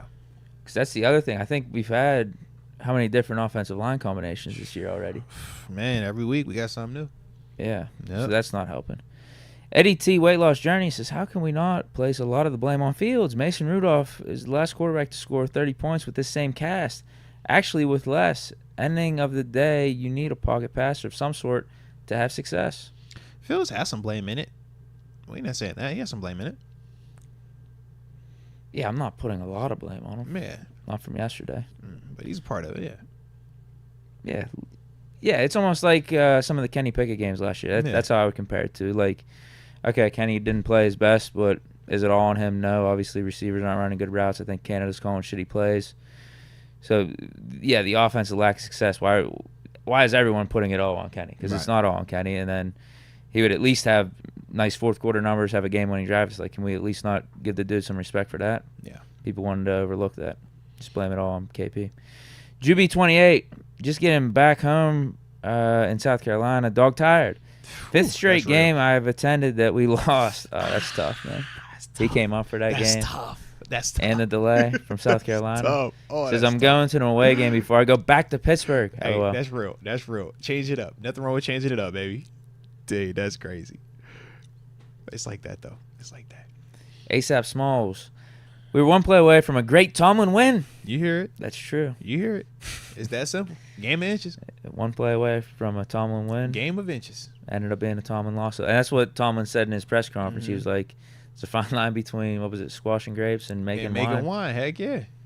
Because you make that play, man, we'd have made a fine wine tonight. Coach T beating on his chest, and we feeling good getting up out of there. This is a vintage Tomlin win right here. Instead, we miss, whop. Now we just making a mess. They just need to adjust when Beanie is being targeted. Although he does play good at times, he is our weak link. How do we get better at the line of scrimmage? Well, we talked about Beanie coming into the season. We said, man, of the DBs, that was the one that we had the biggest question mark with. I don't think any of this is a surprise. I think the way that you're going to get better, number one, he has to be better off the line in terms of disrupting some of these guys. But that is a challenge because what you're telling the slot receiver is that guy cannot get hands on you. I don't care what he does. You're better than him. He can't reroute you. That's what I'm telling the offensive guy. Defensively, I'm telling Beanie, man, you got to get hands on this guy. You got to disrupt him. I don't care. Trust your hands, see them home, foot, step, eyes, boom. Let's make it every single time. So you can hear, the push and pull with that.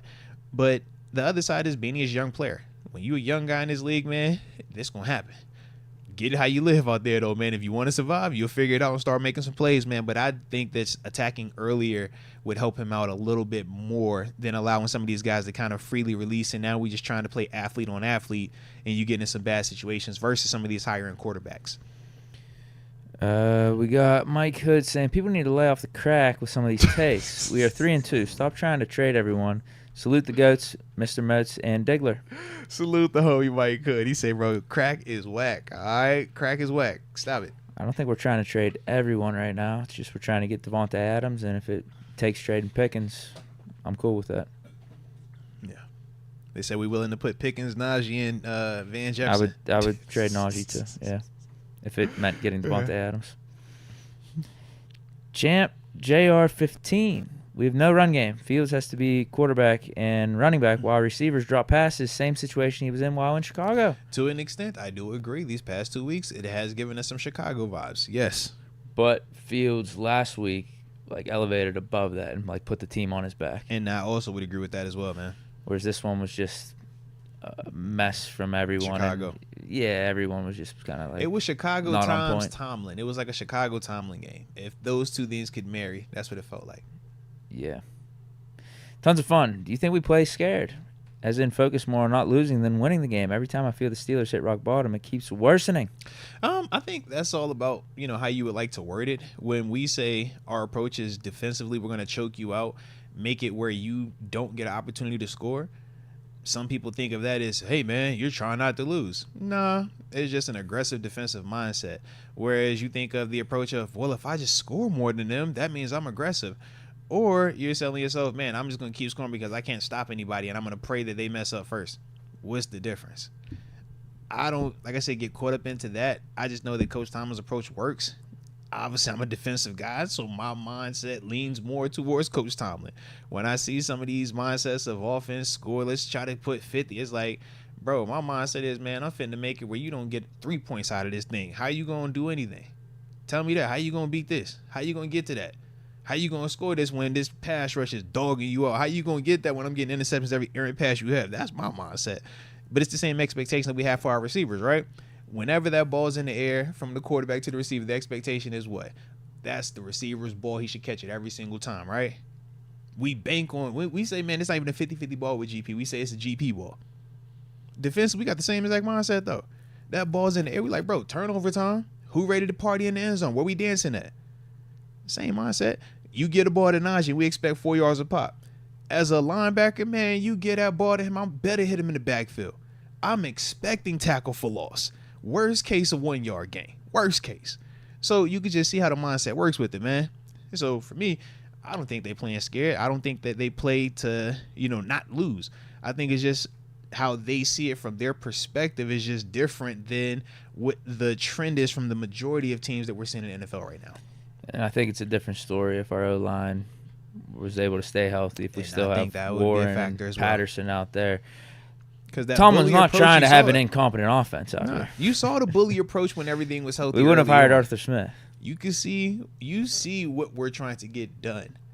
And it worked a little bit in that Denver game. You got to see it work in the Chargers game.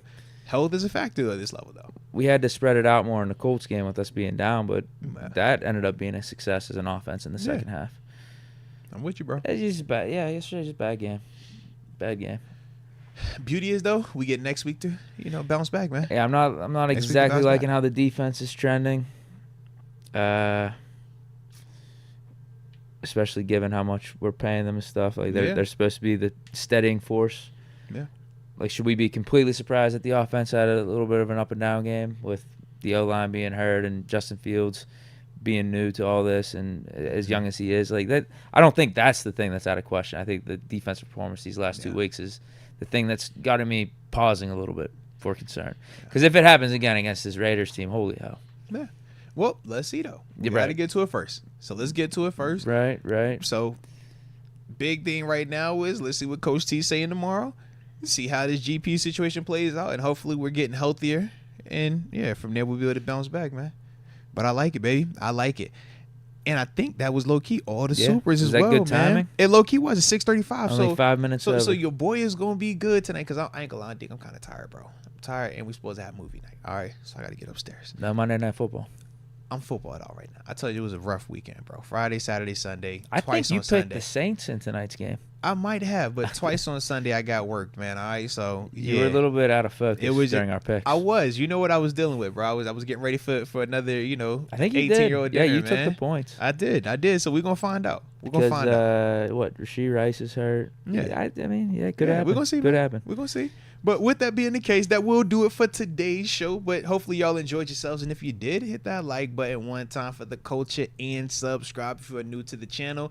You know how we do. Like I said, we'll be back out here hopefully tomorrow. I got to check, make sure our schedule works and everything like that. But either way, we appreciate you for tuning in. And until next time, baby. Peace.